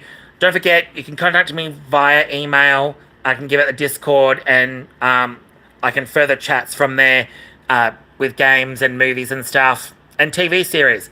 TV series is another one too, because I'm all about TV series this day as well. But other than that, thanks so much, guys. You've all been great. And I will do up a post in a little bit. All right, guys. Ciao.